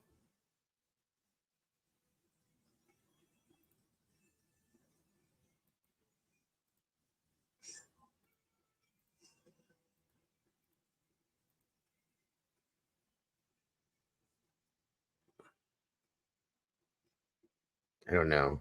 Something's not right. Okay. I just realized that it's 3:30, guys, and I need to shut down and go to sleep. I'm so sorry. I didn't even realize it was that late. So thank you all for just being who you are. You guys are amazing. I will be here early tomorrow afternoon, hopefully. And we're going to continue on with the true crime that we're covering, so on and so forth. It is very late here. I didn't realize it was that late. So we can cover this tomorrow too. The sound, I don't know why it's going in and out. Something's wrong. I don't know. Maybe it's me because I'm exhausted. But God bless each and every one of you guys so very much. Please don't forget to love yourselves and love each other. It's obvious that you guys love me, and I have no words for that. And my whole family thanks you all so very much from the bottom of our hearts. Much love to each and every one of you guys. And I will see you all very soon. God bless every one of you, and good night. And I hope all of you sleep well and have peace within you. Thank you all so much. See you soon. Bye-bye.